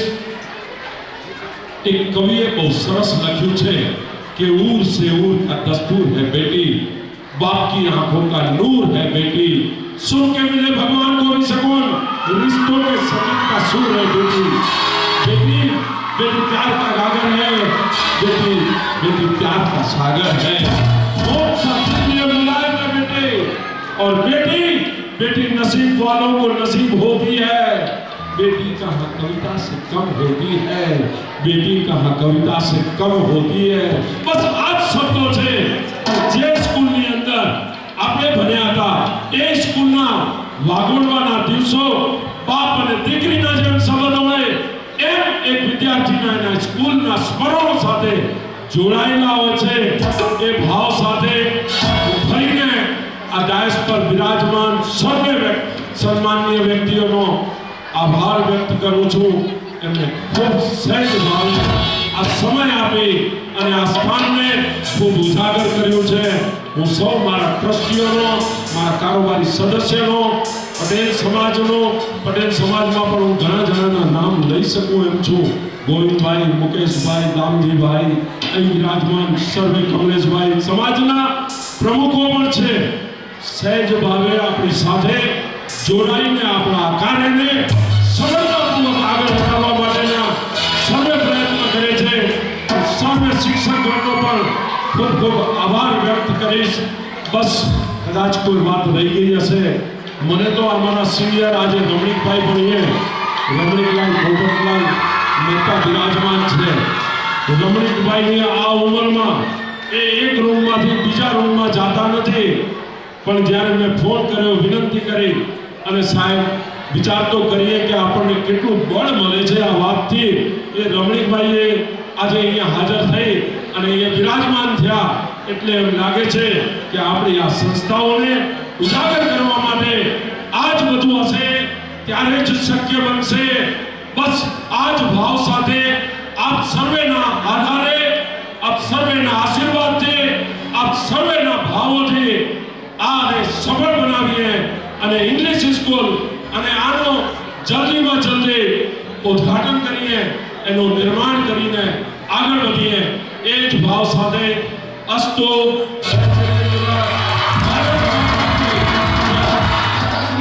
આજના દિવસે જ કોડીમાં નવા સંકુલનું ભૂમિપૂજન કર્યું છે, તે સંયોગ છે. એટલે એને પણ આ વાતને આપણે વધાવીએ, આગળ વધારીએ. હવે અંત તરફ આપણે આગળ જઈ રહ્યા છીએ. હું કુલદીપસિંહ જાડેજા મારી કચ્છી કવિતા સાથે મારી વાતને ગોઠવી દઈશ. લેખી ભૂસિયા પેંડ के भूसी लिखा दो, लेखी भूसिया पेंड के भूसी लिखा दो, फिटा दो बना दो कलम जे सहारे, अखर जा अबोला ने शर्माड़ कागड़, छता पण जिया तो कलम जे सहारे. छल्ली सोपान ઉપર પહોંચી અંકિત ત્રિવેદી લખે કે મારી નજરથી એક નજર મેળવી તો જો, મારી નજરથી એક નજર મેળવી તો જો, જીરવી ન શકાય એવી અસર મેળવી તો જો, બંધાણ થઈ જશે પછી તને એ વાતનું. મારી નજરથી ફક્ત એક નજર મેળવી જો. આભાર વિધિ માટે હું ઉપપ્રમુખ શ્રી મોહનભાઈ વિનંતી કરીશ. મોહનભાઈ. દક્ષેશભાઈ વિદ્યાલય ગીત સાથે છૂટા પડીશું. વિદ્યાલય તૈયારી. હું મારા મને અને એ જવાબદારી મને એમણે સોંપી અને જ્યારે એમણે સોંપી ત્યારે આ સપનાઓને જ્યારે અમે વાગોળતા હતા એમની પાસે, ત્યારે એ કહેતા હતા કે જ્યાં સુધી આ કમ્પ્લીટ ન થાય ને ત્યાં સુધી તારે છોડવાનું નથી. મેં જયસુખભાઈને હાથ જોડીને વિનંતી કરી હતી કે આ વખતે મને નિવૃત્ત કરજો, પણ મને કહે કે આ સપનું જે જોયેલું છે આપણે એ સપનાને પૂરું કરી અને પછી તમે છોડજો. એ બંનેનો હું હૃદયપૂર્વકનો આભાર વ્યક્ત કરું છું. સ્વામી ભગવાન કી જય. આજના આ કાર્યક્રમમાં આપ સૌ ઉપસ્થિત રહી અહીંયા બહુ ટાઈમ આપ્યો, અમૂલ્ય ટાઈમ અમને આપ્યો અને સંસ્થાને ખૂબ ઉજાગર થયું. આપની તાકાત, આપને આવવાની તાકાત મળી છે. આપનો સૌનો અહીંયા પધાર્યા ખૂબ ખૂબ આભાર. કોઈના બધાના નામ તો લેવાઈ ગયા છે એટલે મારે કંઈ બોલવાનું રહેતું નથી. એટલે આપ સૌ પધારી આ સંસ્થા માટે જે આપ કાર્ય કરી રહ્યા છો, મારા મિત્ર ભાઈઓ બધા જે આગળ વધી રહ્યા છે એ બદલ બધાનો હું આભાર માનું છું. આપ સંસ્થા વતી બધા પધારી આપ ખૂબ બધાનો આભાર માનું છું. જય જિનેન્દ્ર.